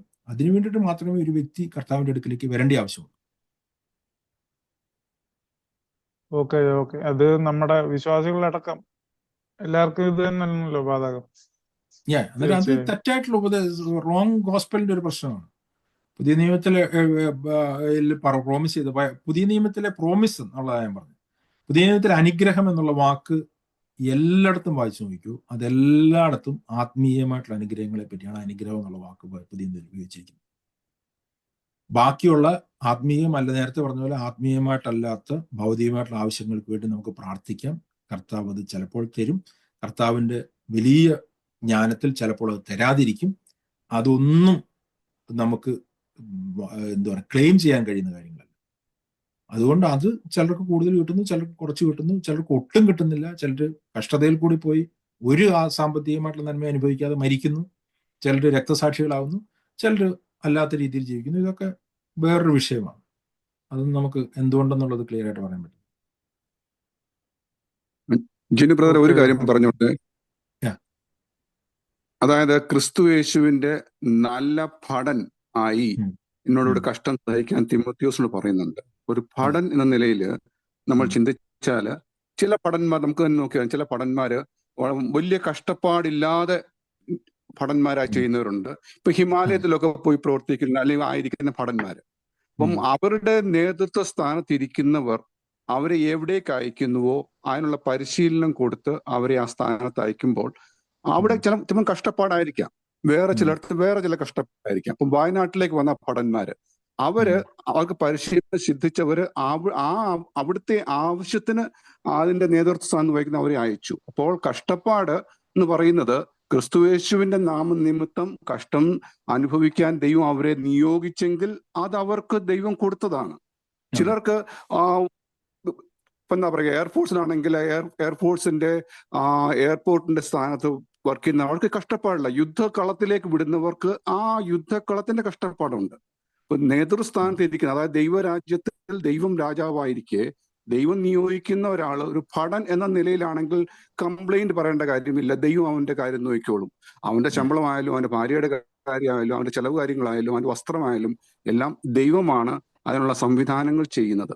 അപ്പോൾ കഷ്ടം ചിലർക്ക് ദൈവം അങ്ങനെ വരം കൊടുത്തിരിക്കുന്നു. പക്ഷെ അതിനുള്ള പരിശീലനം കൊടുത്ത് അത് സഹിക്കാനുള്ള കൃപയും കൊടുത്താണ് ആ ദൈവം അങ്ങനെയുള്ള കഷ്ടപ്പാടുകളിൽ അവരായിരിക്കണം. അത് ദൈവനാമ മഹത്വത്തിനാണെങ്കിൽ ആ രീതിയിൽ ദൈവം തീരുമാനിക്കുന്നു, ദൈവം അവരെ അയക്കുന്നു. അതുകൊണ്ട് നമ്മൾ അളന്ന് നോക്കുമ്പോൾ ശരിയാണ്, അവർക്ക് പണം ലഭിച്ചില്ല, ചിലർക്ക് ഒത്തിരി ലഭിച്ചു, ചിലർ കുറച്ച് ലഭിച്ചു, ചിലർക്ക് തീരെ നിവർത്തിയില്ലാതെ പോയി, ചിലർ മരിച്ചുപോയി, ചിലർ അംഗവൈകല്യം സംഭവിച്ചു. പക്ഷെ ഇതൊക്കെ ആ സൈന്യാധിപന്റെ അധികാര പരിധിയിലും ആ സൈന്യാധിപൻ ആ ഭടന്റെ കാര്യം നോക്കിക്കൊള്ളും എന്നുള്ളത് നമ്മൾ ചിന്തിച്ചാൽ സാധാരണക്കാരായ നമുക്കൊരു പക്ഷേ അളക്കാൻ പറ്റിയില്ലായിരിക്കും. ആ സൈന്യാധിപൻ അവനെ ആ ഹിമാലയത്തിലേക്ക് അയച്ചത്, അല്ലെങ്കിൽ യുദ്ധത്തിന്റെ മുഖത്ത് എന്തിനാ അയച്ചത്, അതുകൊണ്ടല്ലേ അവന് അംഗവൈകല്യം സംഭവിച്ചത്, മരിച്ചതെന്നൊക്കെ നമുക്ക് സൈന്യത്തിലല്ലാത്തവർക്ക് നമുക്ക് പറയാൻ പറ്റും. പക്ഷെ നിശ്ചയമായിട്ടും സൈന്യാധിപൻ ദൈവത്തിനറിയാം ആരെ ഏത് സ്ഥാനത്ത് ഉപയോഗിക്കണം, എങ്ങനെ അയക്കണം എന്നുള്ളത്. കറക്റ്റ്. അതെ അതെ, ഞാനത് പറഞ്ഞു. ഇപ്പൊ തല ആണ് ഡിസൈഡ് ചെയ്യുന്നത് ഓരോ അവയവങ്ങളുടെ ഫങ്ഷൻ. അന്നേരം ദൈവം ഇപ്പൊ അപ്പോസ്തല പ്രവൃത്തി വെച്ച് കഴിഞ്ഞാൽ തന്നെ ഗോഡ് സെൻഡ്, ദൈവം അയച്ചു എന്നാണ് കാണുന്നത്. അന്നേരം ദൈവം ഓരോരുത്തരെ ഓരോ സ്ഥലത്തേക്ക് അയക്കുന്നു. ചിലരെ കൂടുതൽ ബുദ്ധിമുട്ടുള്ള സ്ഥലത്തേക്ക് അയക്കുന്നു, ചിലരെ നോർത്ത് ഇന്ത്യയിൽ അയക്കുന്നു, ചിലരെ ഈ പറഞ്ഞ പോലെ അമേരിക്കയിലോട്ട് അയക്കുന്നു. അമേരിക്കയിലോട്ട് അയച്ച് എന്തിനാണ് നോർത്ത് ഇന്ത്യയിൽ നിനക്ക് പൊക്കൂടെ എന്ന് ചോദിക്കേണ്ട കാര്യമില്ല. നോർത്ത് ഇന്ത്യയിലോട്ട് അയച്ച് അത് ദൈവം അയക്കുന്നിടത്തോട്ട് പോവുക. ദൈവം അയക്കുന്ന സിറ്റുവേഷനിൽ ദൈവം തരുന്നത് ആ നമ്മളുടെ മിനിസ്ട്രി എന്താണോ അതിനുള്ളത് ദൈവം തരുന്നു, അത്രേ ഉള്ളൂ. ചിലർ കഷ്ടപ്പെടുന്നു, ചിലർ അതേപോലെ കഷ്ടപ്പെടുന്നില്ല, ചിലർ സാമ്പത്തികമായിട്ട് അനുഗ്രഹിക്കപ്പെടുന്നു, ചിലർ സാമ്പത്തികമായിട്ട് അനുഗ്രഹിക്കപ്പെടുന്നു. ഇതൊന്നും ആത്മീയതയുമായിട്ട് ബന്ധപ്പെട്ട കാര്യമല്ല ശരിക്കും. അത് നമ്മൾ ഇതിനെ ആത്മീയതയുമായിട്ട് കണക്ട് ചെയ്ത് ചിന്തിക്കുമ്പോഴേ ഉള്ളൂ പ്രശ്നം. ബൈബിൾ പഠിച്ചിരിക്കുന്ന ആത്മീയതയുമായിട്ട് ബന്ധപ്പെടാത്ത ഒരു കാര്യമാണ്. ദൈവം അയക്കുന്ന പല സിറ്റുവേഷനിൽ പല രീതിയിൽ ദൈവം അവരെ മീറ്റ് ചെയ്യുന്നുള്ളത്.